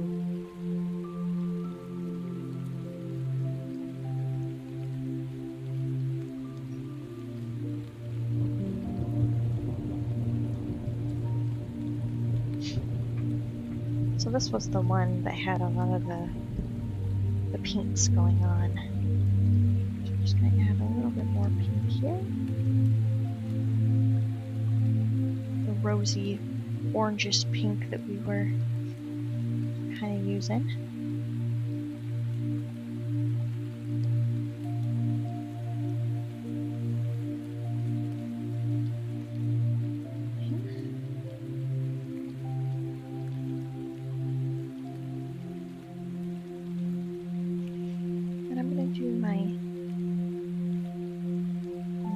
my palette over just a little bit.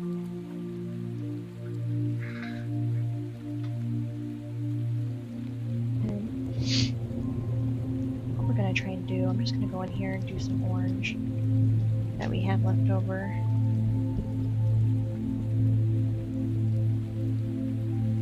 Just a little bit of orange, some of this magenta.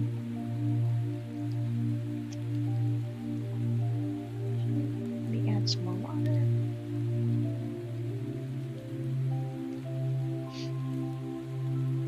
And we're gonna try and go in and just kind of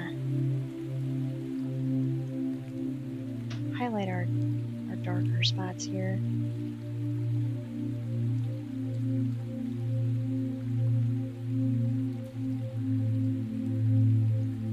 That's alright if you aren't perfect. Just not the end of the world.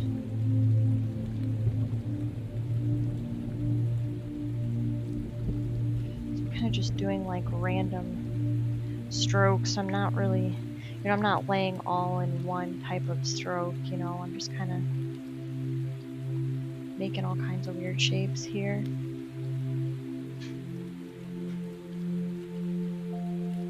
Going back in and kind of connecting some of my previous shapes together a little bit.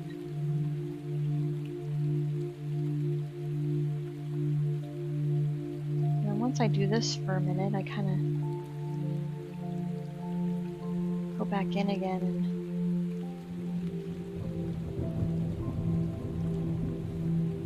and kind of pick out where things are kind of automatically laying a little bit darker, and then just putting more dark kind of next to those.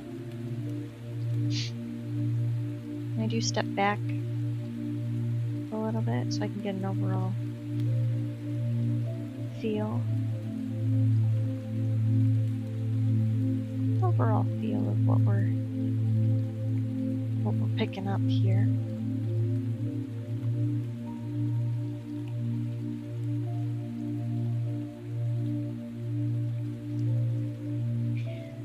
Entirely sure how long we've been going here. Quite a while. Okay, that's alright. There's no rules. Actually, you guys are already seeing kind of a really neat effect here, even from your stream or your view here. I do like looking at what you guys can see. So.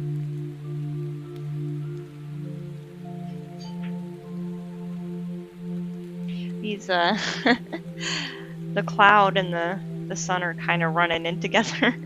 So what I might actually do, because they are very similar colors, I might actually undo some of my work here because they are getting a little too close, and I don't want them to kind of overtake each other. So I'm just gonna undo some of my work here, move it over just a little bit. And then we'll really make a nice defined line of, where this is actually going to be at. That way we're not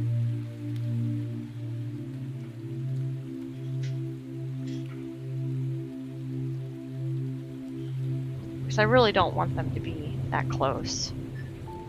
I'm just going to let the water run up a little bit.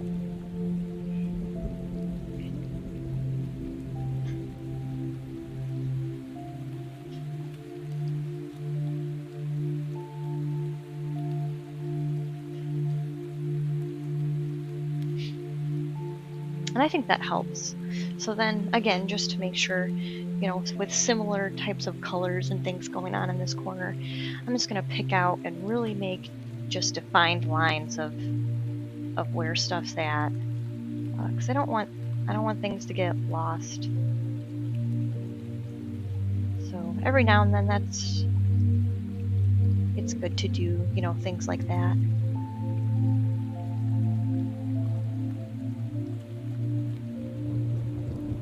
That's what we're gonna do.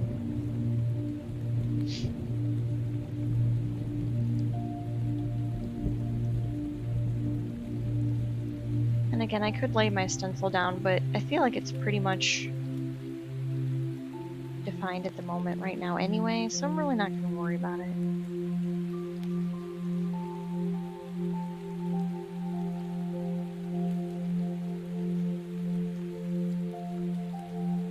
And I had put some of these lines in here earlier, so I'm just going to bring some of them back out.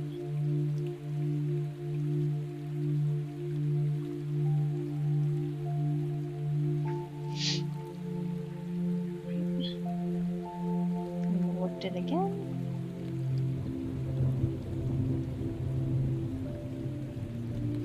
And actually that's going well. That's going well. So we'll just pull out a little bit of a shape through here.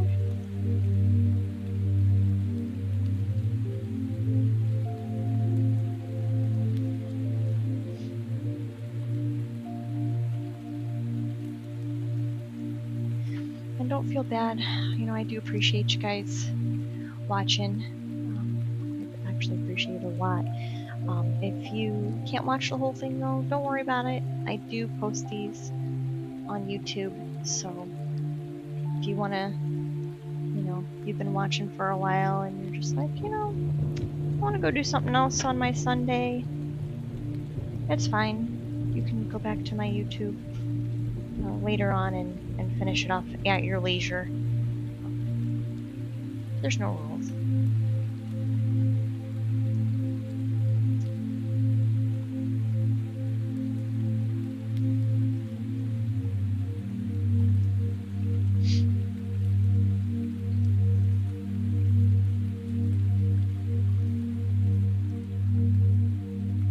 So I do want a little bit more color in throughout here, especially like in through our background where our bushes are going to be.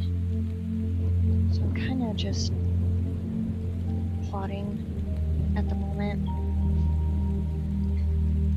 It doesn't have to be like perfect or anything like that, right? Because we're just going to go back through. Thank you. Thank you.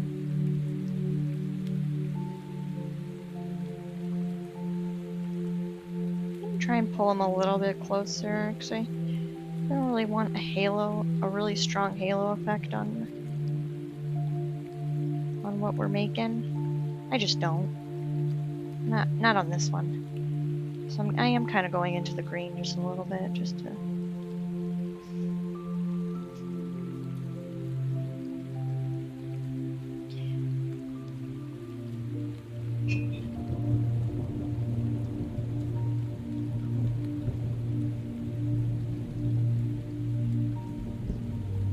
And I don't know if you can see her or not. Actually, you might be able to. I have my kitty. I don't know if you can see her though. Nope, she's just out of frame. I'm like, but I am petting her right now. She's a good girl. There's her belly. She likes to watch my brush dance, so she'll be watching us. She has been known to jump on my easel though as I'm painting, so that'll be interesting. And she just left.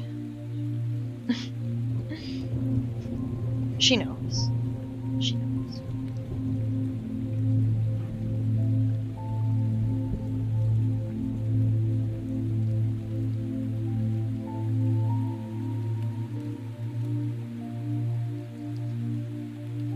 I really liked how that splatter effect worked on the other one, so see how I can get this to work on this one here.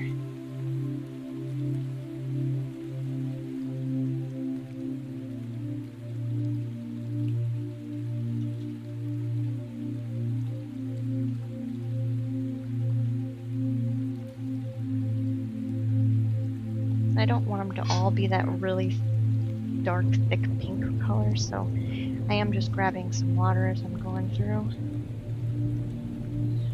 I'll just blot out ones that I think are just a little too harsh. Because we'll do the really defined ones, you know, maybe closer to the end here. Oh, left this one out just a little more. That's good.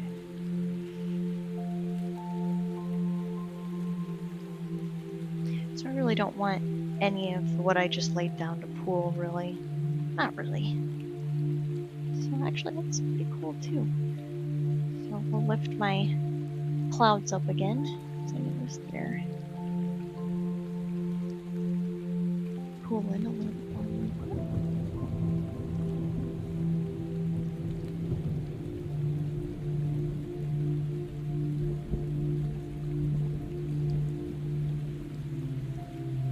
Okay.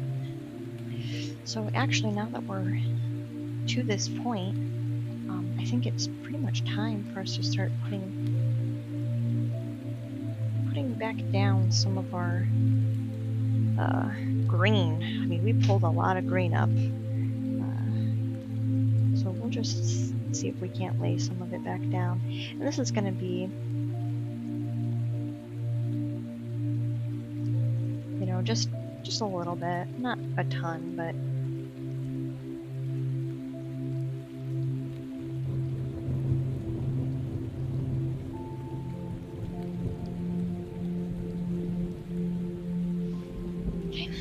and then we're going to need to let this one dry, like quite a bit actually.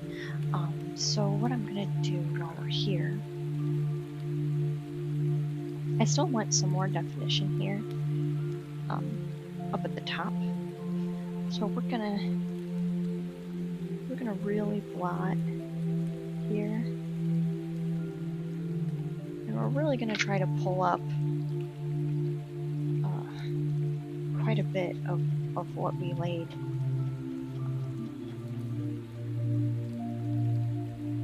I'm just trying to get, you know, more definition here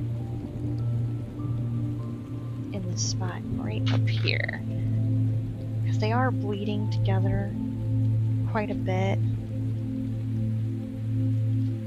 You know, not a crazy amount or anything like that, but I do want it way more defined than what it currently is, and it is getting a little messy right through in here, so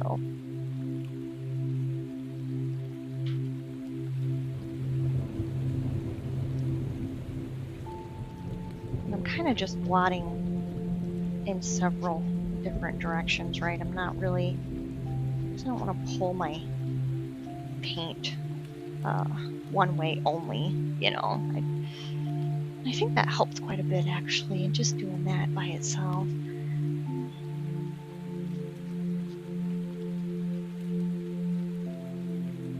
And we've kind of undone some of our work, but that's completely fine.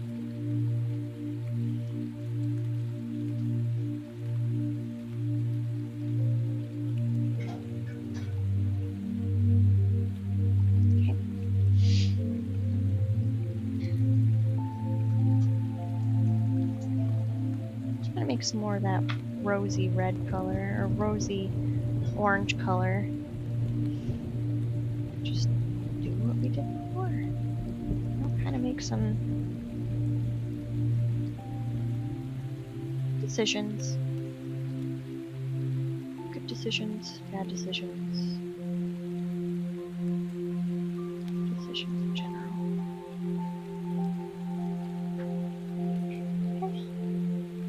That looks neat too, so.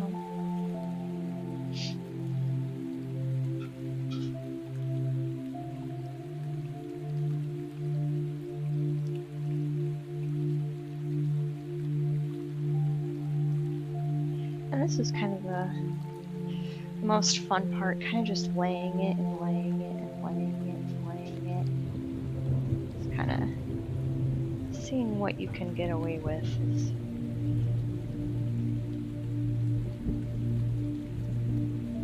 Pretty nice sometimes.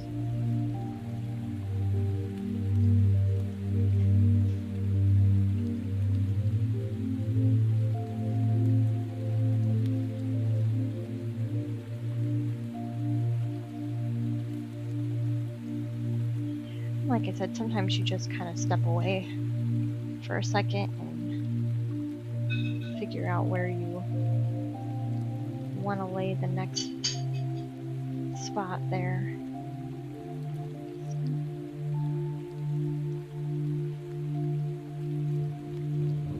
I think that's kind of part of the fun in it. Try to make your bottoms darker than the rest. Which watercolor already kind of wants to do anyway, because I do have my canvas tilted. So it kind of automatically wants to do that in a way.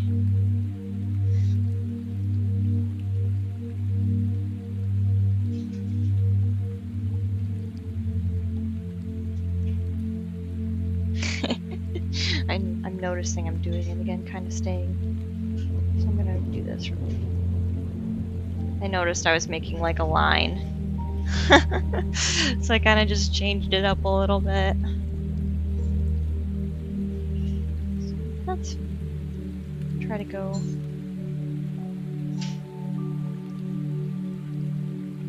little different. That just makes it so much different.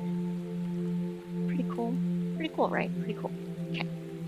So I'm just going to keep using this same color. And we're just going to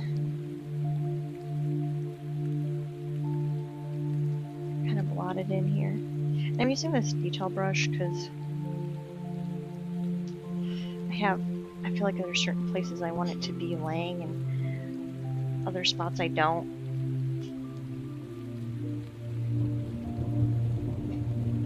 We'll just make some more of it here.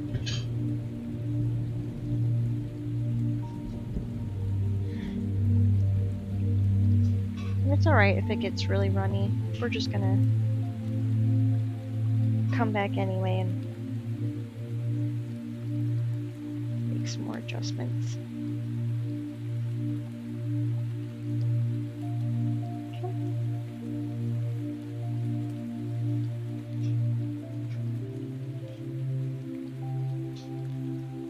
And this part was green, so I'm just gonna lay, if it lets me. I'm actually gonna blot out my,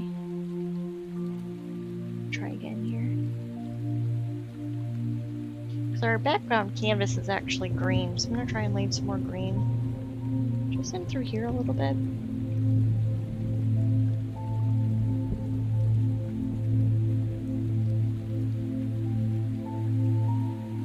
It doesn't have to be like perfect or anything, just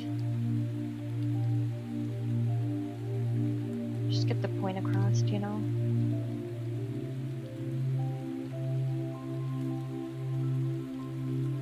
But it's okay if it's not the exact same color as the other green, because I mean honestly, this green is in the background and this is already going to be a heavily, you know, orange and yellow location anyway, so it's okay if it kind of just like bleeds through a little bit.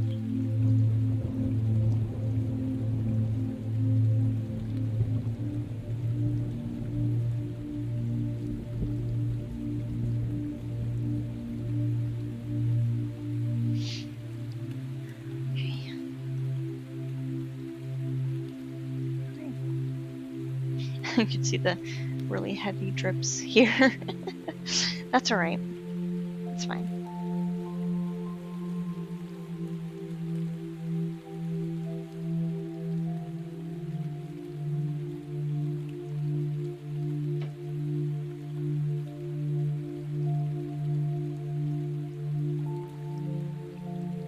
So I'm just doing a little bit of a twist. Pull up a little more of this really heavy green. Okay.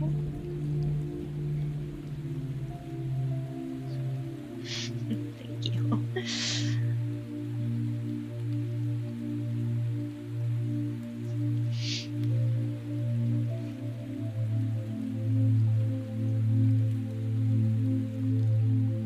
Okay.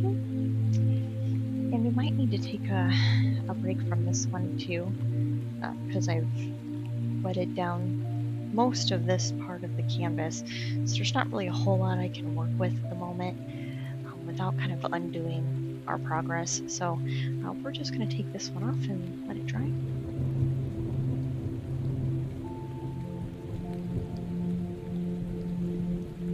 And I'm actually going to let it dry in another room here because I don't have enough table room. So that's fine.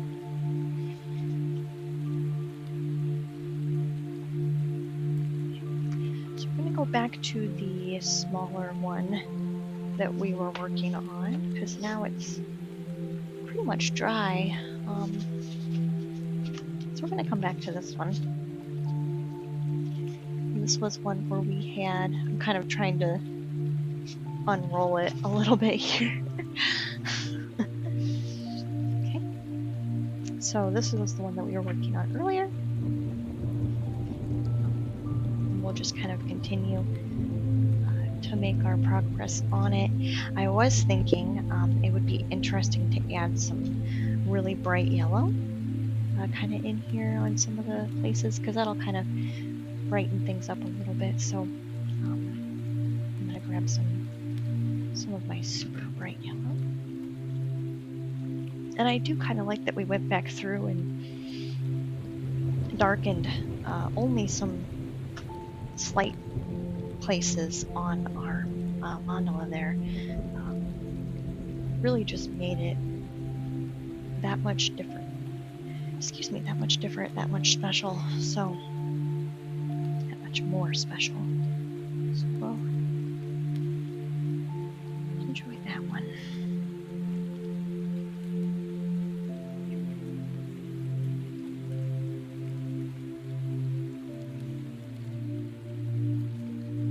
Again, a lot of my green here is very, very thick.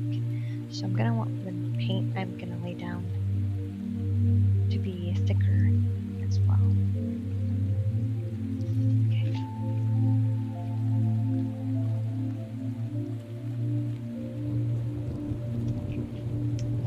So we have kind of already a tall kind of flower, so I'm just going to go in and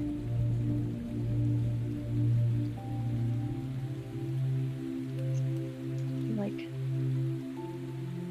kind of a bundled type of flower.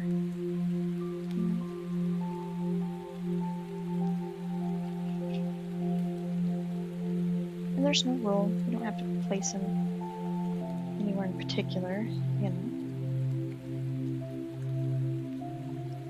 Pretty much wherever we want.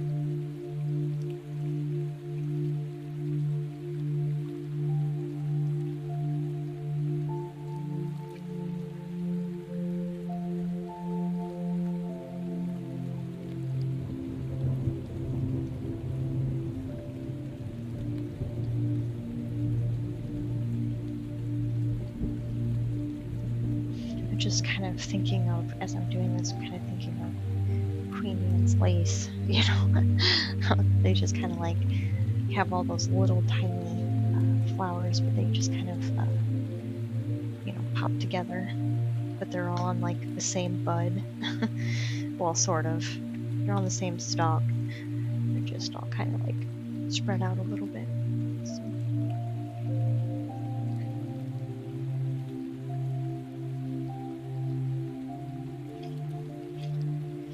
So now I'm just kind of sitting here trying to make some more decisions on what else we might want to have in here.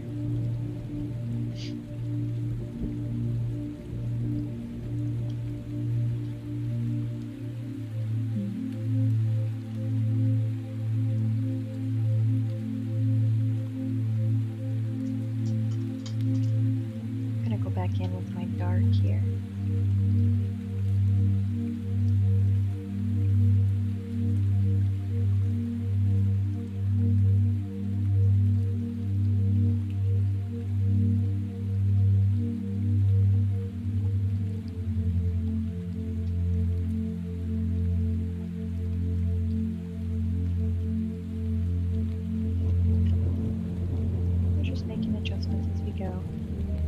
Again, we don't really have anything in particular we're aiming toward. forward. We're just kind of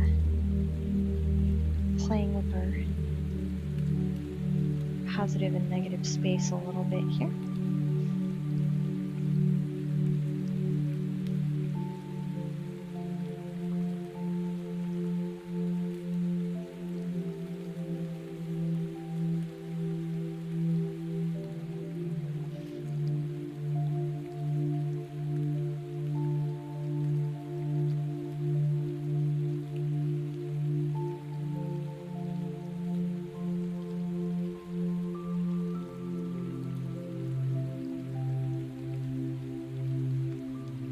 Back through and doing our super dark green again, because I kind of undid some of that.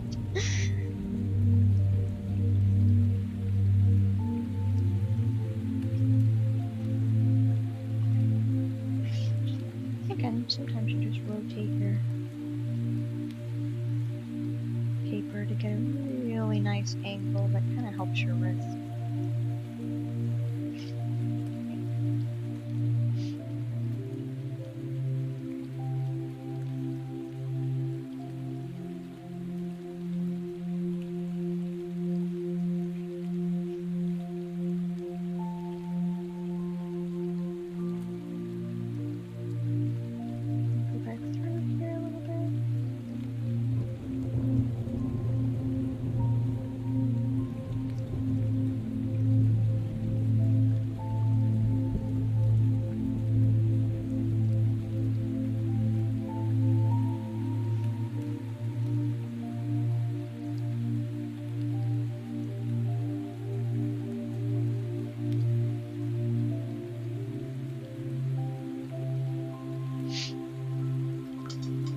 We might even go in here with a medium kind of green and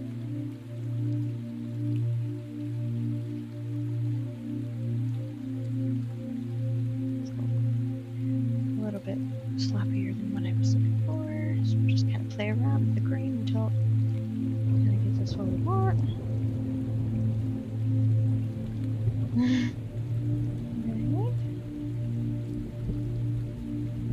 What I'm kind of doing now is just bringing up some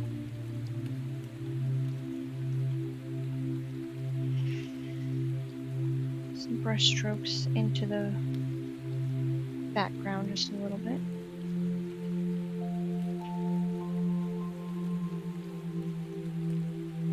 We could say, you know, there's just some really tall grass coming up through here too.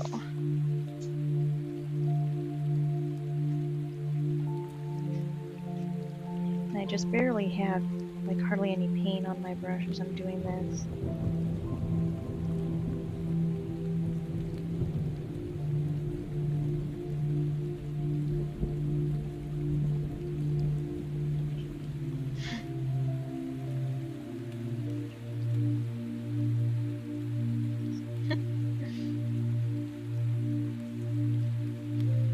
Noticing some of these are getting to be about the same length.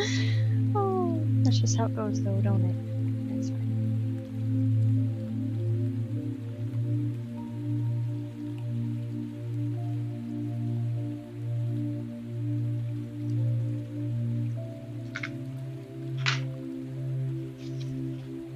So just to kind of break it up a little bit, might try and take some of these down.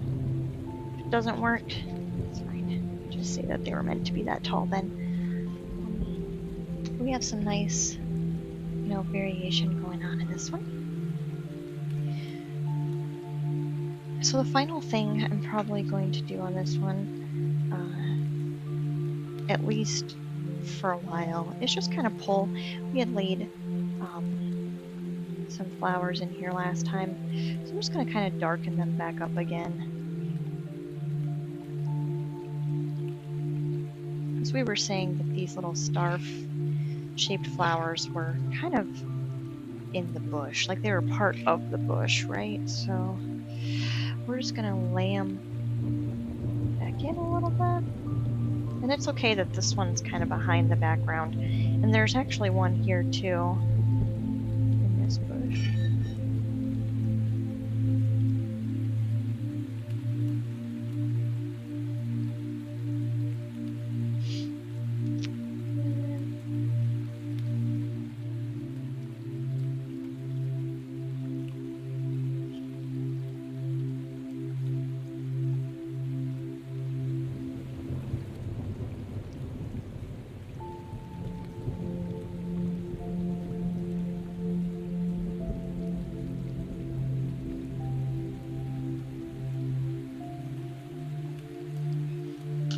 blot part of that out because it didn't quite go how I had planned.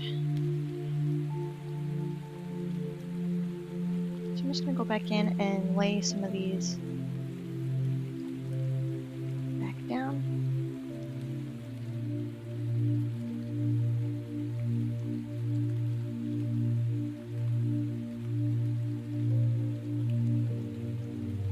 Especially on this one here, because I noticed some of the blobs are like really watery.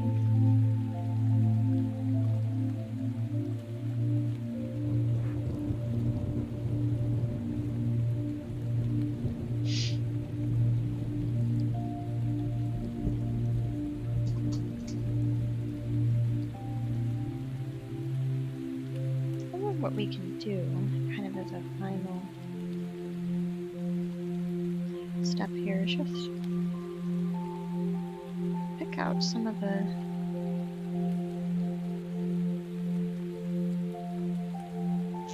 center of the flower here. And I might have to do this when it's dry because they're still a little wet, so I can just barely get it, the gist of it now, and then go back in later. This one's going to be kind of hidden for the most part behind our foreground here.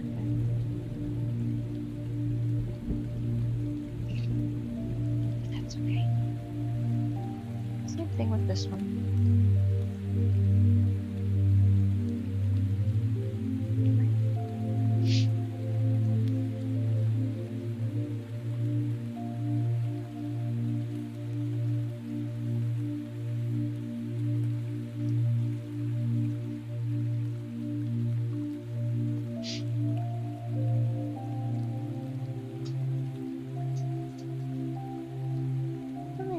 As our final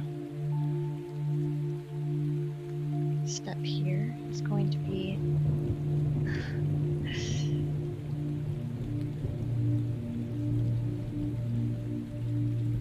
getting some last kind of indications of where the very darkest parts of our painting are here. So we're just going to do this final says.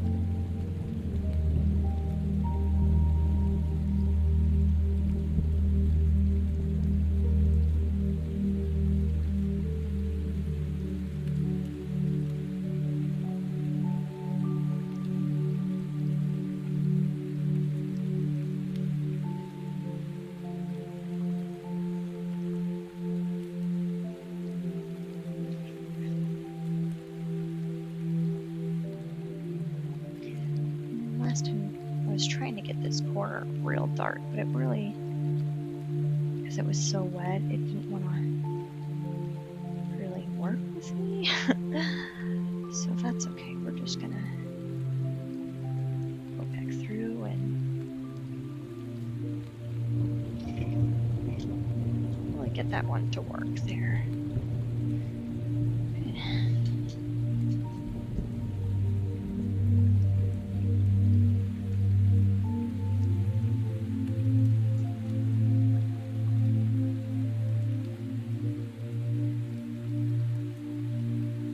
So as a kind of final touch here, I'm just going to go, I took a medium color. I'm just going to go back in and just really make some defining marks here on kind of places where things got just a little blurry. So again, this is just a medium color. This isn't dark or anything like that, but I'm just going back in and again, only places where things were getting a little blurred.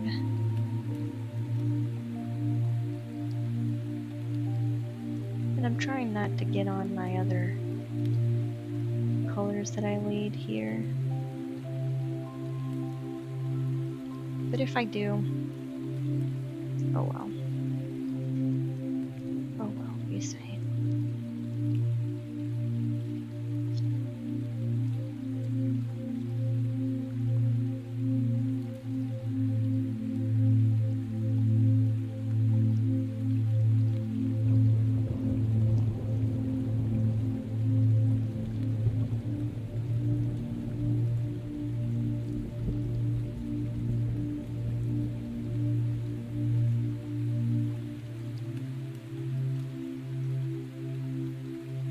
So I'm gonna go a little bit darker. Sorry guys, I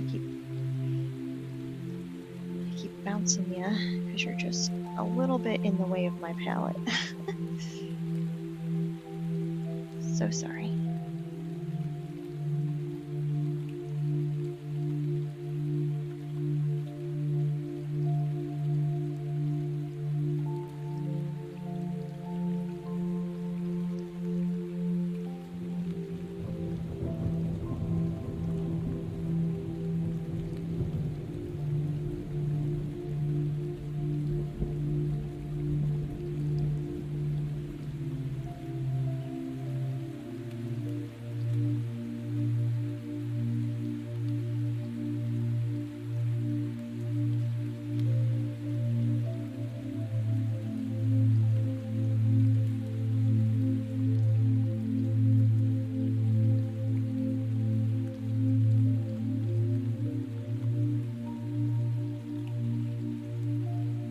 Just kind of making very tiny changes here and there.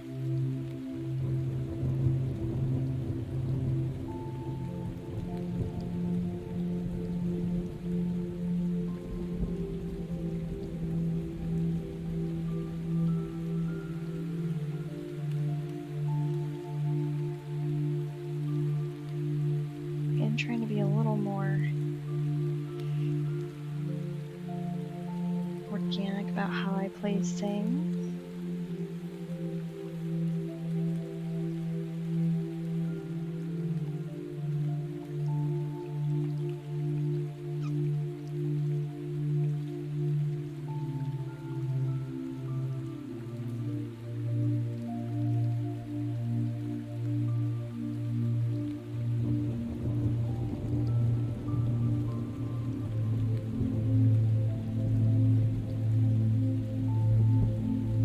This music is like super relaxing.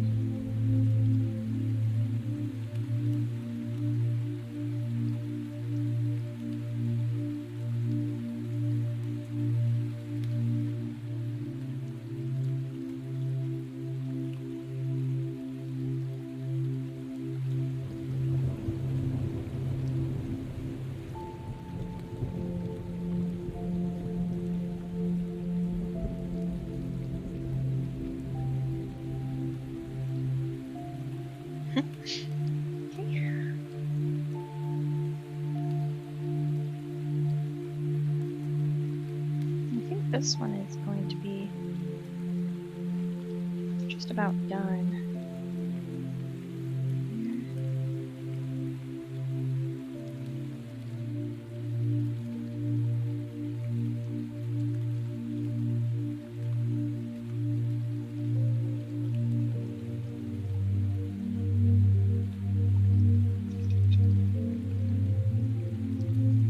So I'm trying to be a little more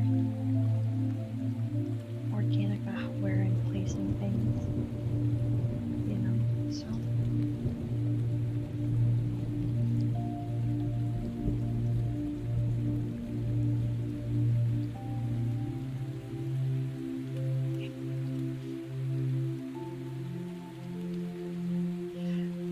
Good thing about the smaller paintings like this, I don't have to step back nearly as far to figure out, you know, what I'm doing next. I can kind of hover over these a little bit better. could with the other ones. So we'll make just a couple more adjustments to some of our super dark places here.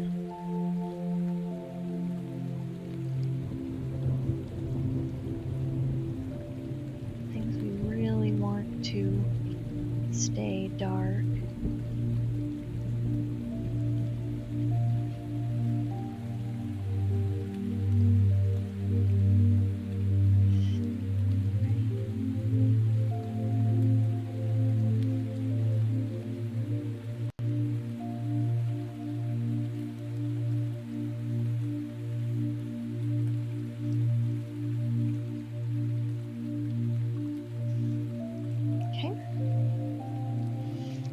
Probably going to pretty much be it for this one. I'm just going to make a couple more adjustments here.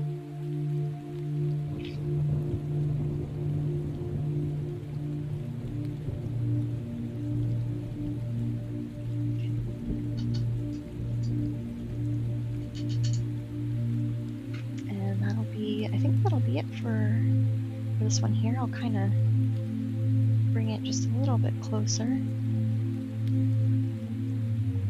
Sorry, I'm trying to... There we go. So yeah, that's what we accomplished.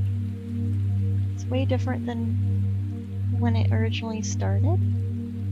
But I think this one's done. Unless I, sit on it for a while and come back to it, and then we might change our minds. So...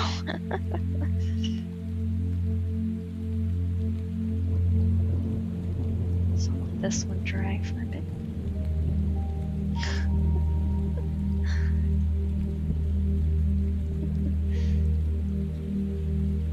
I thought that was a shadow in the show.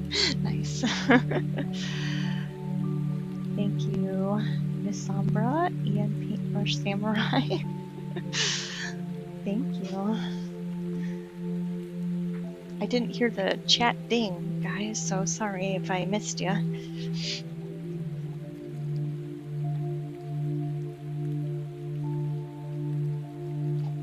So I'm just going to check my paintings here. Just going to see how dry each of them are and hopefully which one we can move on to. And it looks like this one's actually pretty dry. So we'll actually come back to this one. So I'm kind of going to play the same tune as before. I'm pretty much just going to go in and try and make a really dark outline here of what we're really aiming toward, because I want it to really stand out here. And actually I'm going to change my mind on some of these because it's a little too straight. So I'm going to change my mind on just a couple of these, which is now just going to be a cooler effect. So I'm actually going to come down here.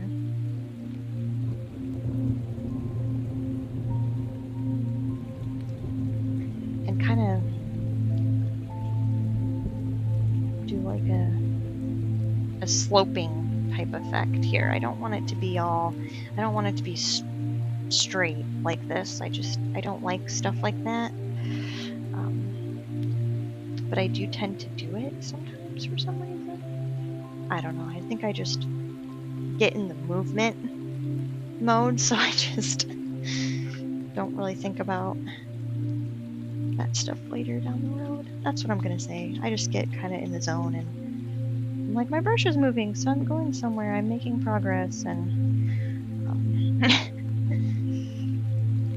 that's...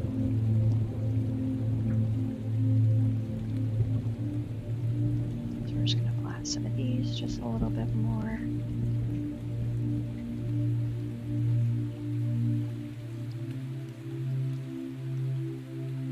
And what we might actually start doing now, before we get too far into kind of what we're trying to accomplish here,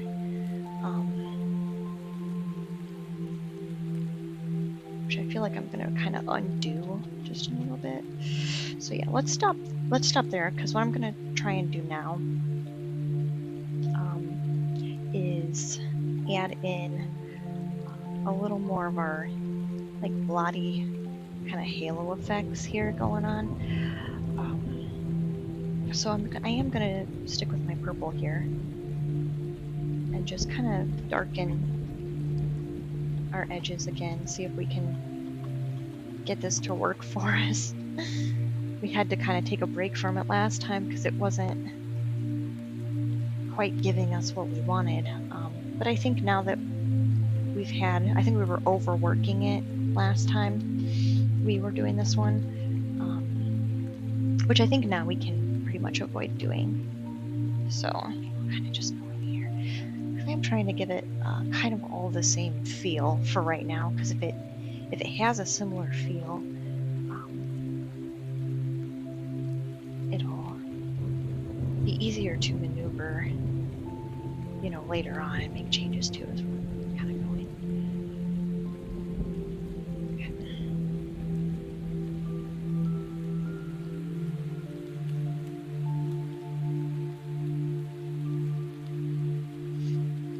So this does have some of the blue, so because this is so purple, I'm just gonna go back in.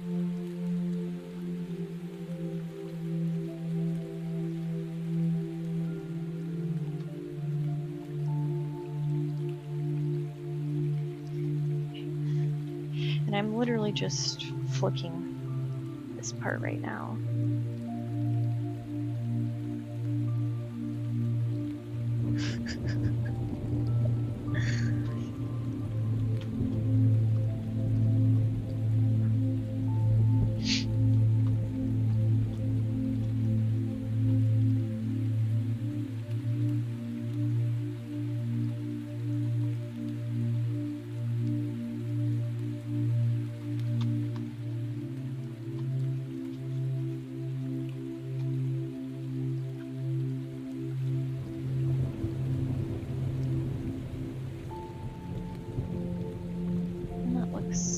Way, even just doing that, just really quick, made a big difference.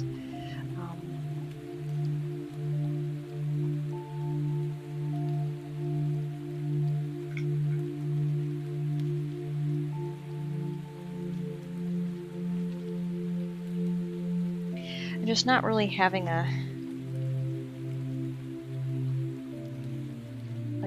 you know, I'm not going to do all the same kind of movement because it's not, I don't like strokes. I just don't. I mean, unless I'm doing like sun rays or something like in the other one that we were doing, I kind of had like I purposely placed strokes there.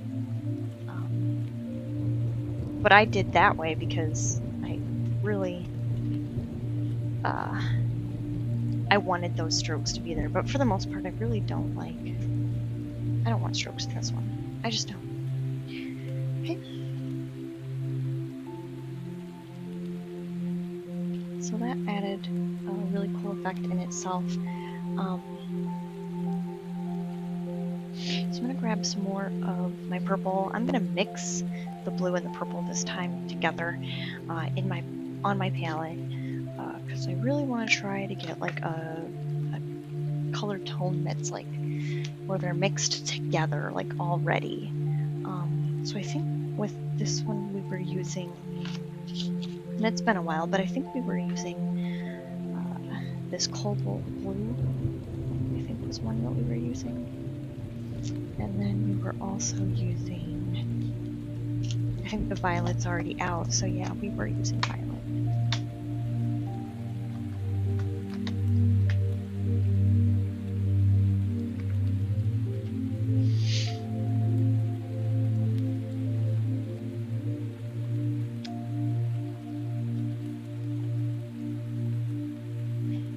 I'm just gonna check my, oh no, we got plenty of time. I wanted to check my music to make sure we weren't gonna hit the end of it. And I don't think we are for a while, so I'm not gonna worry about it.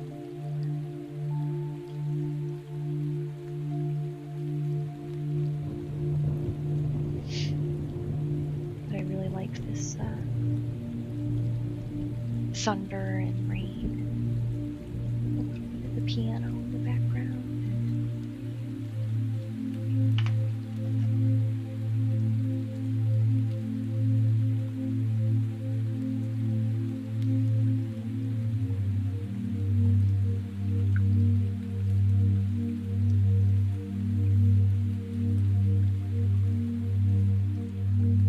And right now I'm just kind of mixing my, like I said, that blue and purple.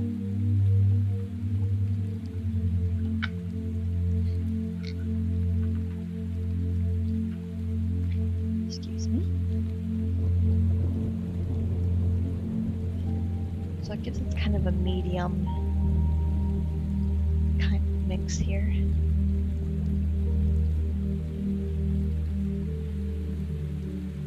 And I'm actually going to put some of it in the center of my palette too. Because we're going to go back and we're going to try and, I guess, kind of redo some of our work. I'm going to check it out. I don't want it to be too wet through here.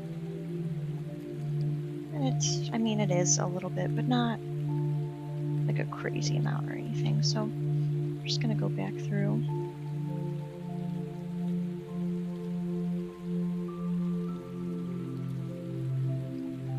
And I'll probably, I have my canvas right now mostly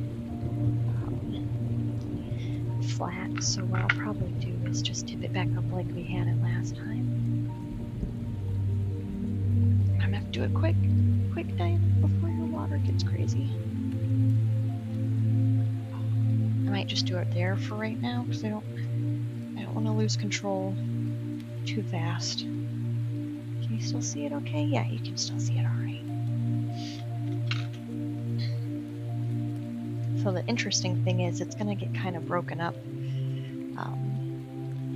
differently than it was originally because of where we did our blotting. So it's going to almost give them like a more apple tree kind of trunk is the only thing I could think of. I don't know if you guys are familiar with, you know, your trees or not, but apple trees do have like a really gnarly kind of trunk on them.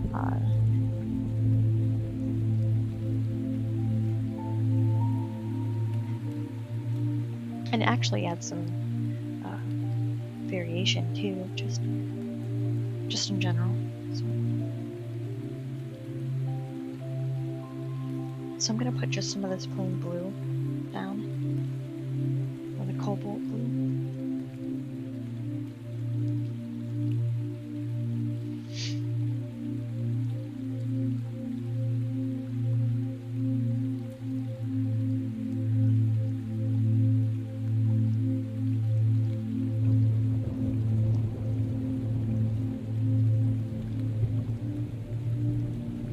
This is where I'm going to, now before I start doing this, this is where I'm really going to need to make sure I have my paper towel ready.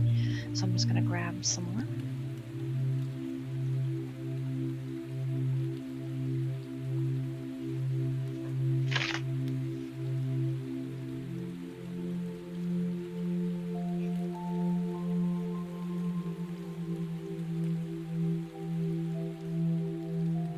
And what I actually might do, just to save myself some panic,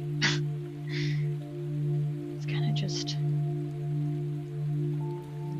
bunch some of it up here at the bottom because I don't want to be painting and then panic because I'm so focused on what I'm doing that I miss the fact that it's running all the way down. You know, so we'll catch some of it this way. I think that'll help a little bit. So we're just going to go back through.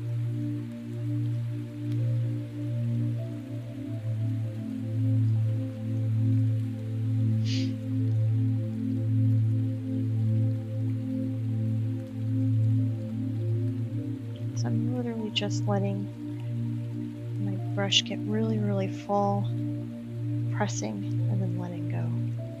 Pressing and then letting go. And sometimes you kind of help them flow a little bit. And that's okay. That's what we're doing right now. We're just kind of helping them get started. They're a little nervous.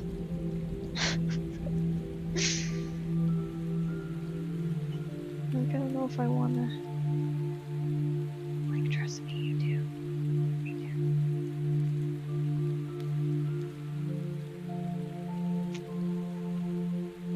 I'm gonna go back up just a little bit, kind of define some of these other ones that.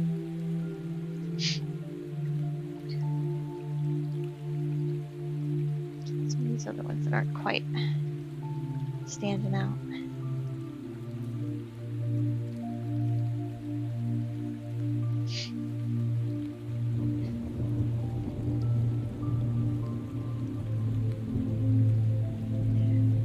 I'm not going to go back through on all of them like I mentioned earlier because I do want some variation here.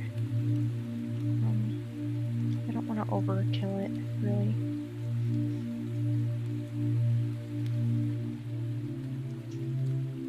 So we got varying lengths. I mean, these are kind of hanging out. So maybe I'll help these guys out just a little bit. Don't run together, please. Thank you. So you can a little bit kind of control the way it's going to flow.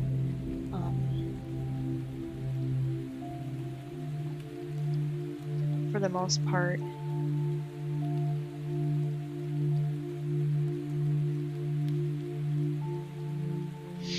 For the most part, you're kind of just at the will of it.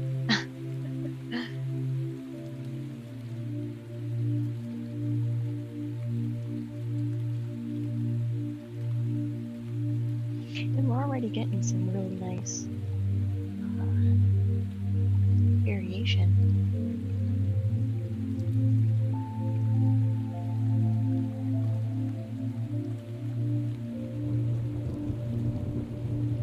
Very nice.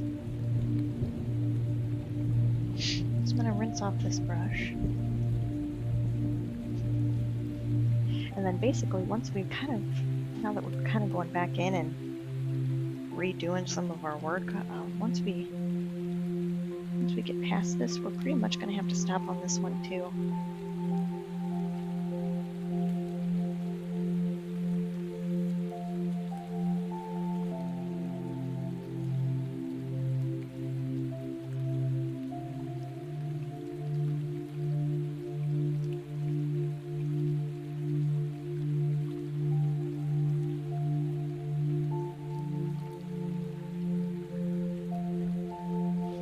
This one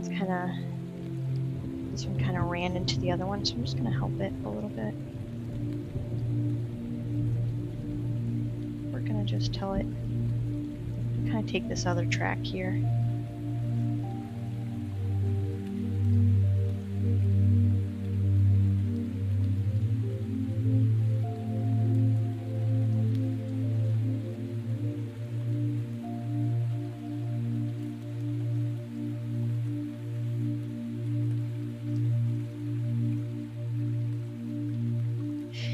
Just kind of going in just a little bit every now and then and like helping some of these guys out. But I don't want this one to go too low. So I'm just going to stop it before it gets too far. And then I'll kind of break these up here, these guys. Break it up, break it up. Maybe stop him as well, and that one there, and this one, and this one can stop too, and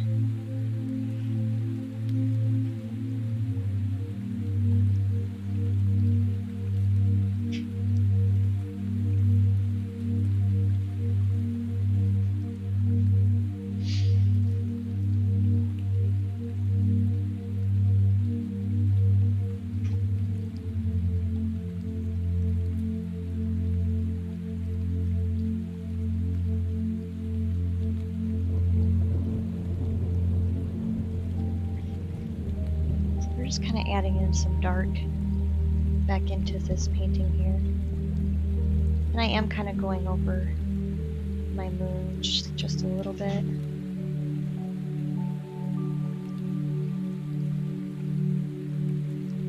I don't see anything wrong with that. You know? And then, like I said earlier, this one's a trunk, so we're just gonna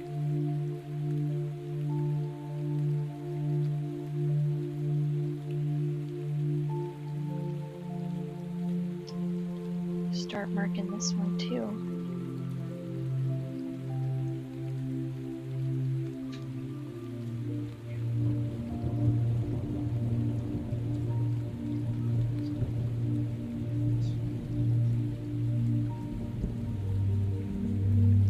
That looks pretty cool already just by itself.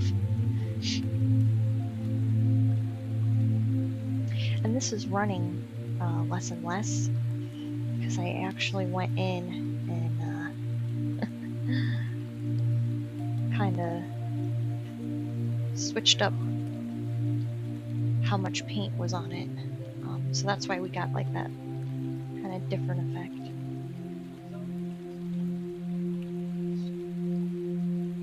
And I'm just gonna go back in here just a little bit.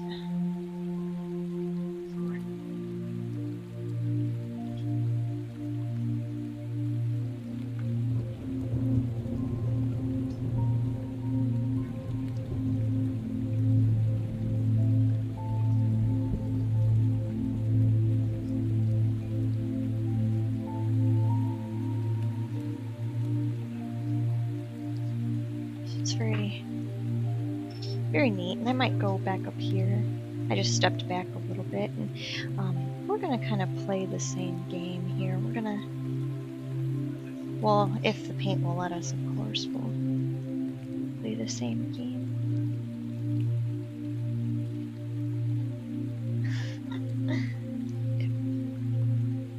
It might not let me. Just kind of trying to get it to go here. I'm gonna grab just a tiny bit of water. It's probably gonna run.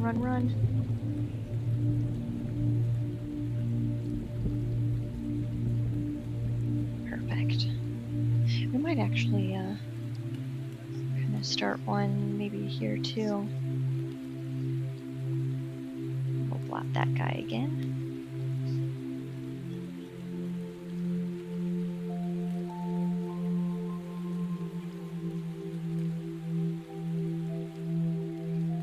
So this is actually coming along pretty cool. Pretty cool. So I'm gonna pull some more of this coal mold here. Because this guy right here in particular, I want him to come down just a little bit more. Just a little too high. But he can be varied just a little bit. Same thing with some of these, like we got a little heavy on our blotting, which means we're gonna lose some of the stuff we were trying to accomplish. So I'm just kind of laying the color back in just to kind of bring back what we were doing.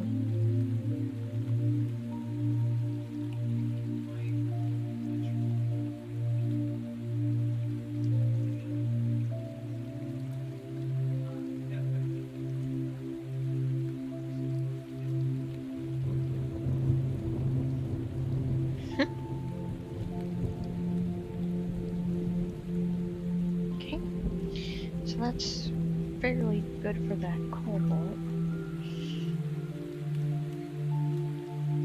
I do want the foreground to be mostly dark, so let's go back up here.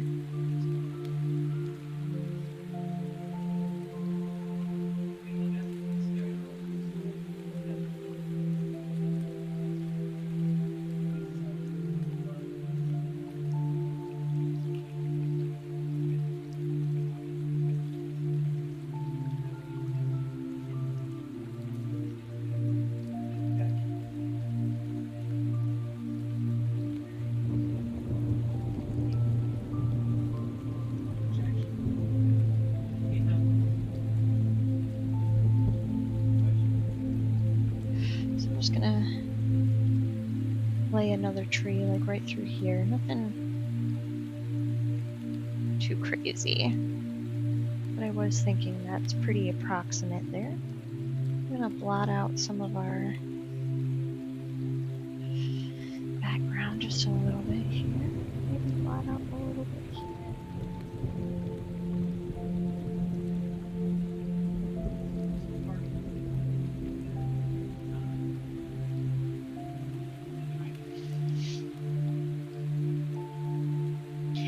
noticing a lot of my trunks are turning awfully dark, so, and I'm okay with that, so I'm just gonna go back in and lay some purple over the blue. So blue is just a little too light in value for where it's sitting.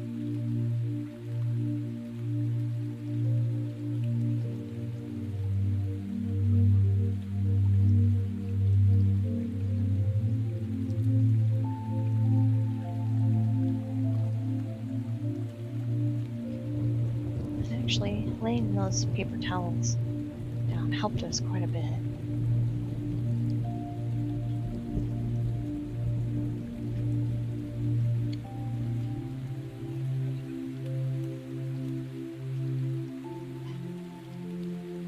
And I think we're reaching another saturation point here for this one. We've already accomplished quite a bit.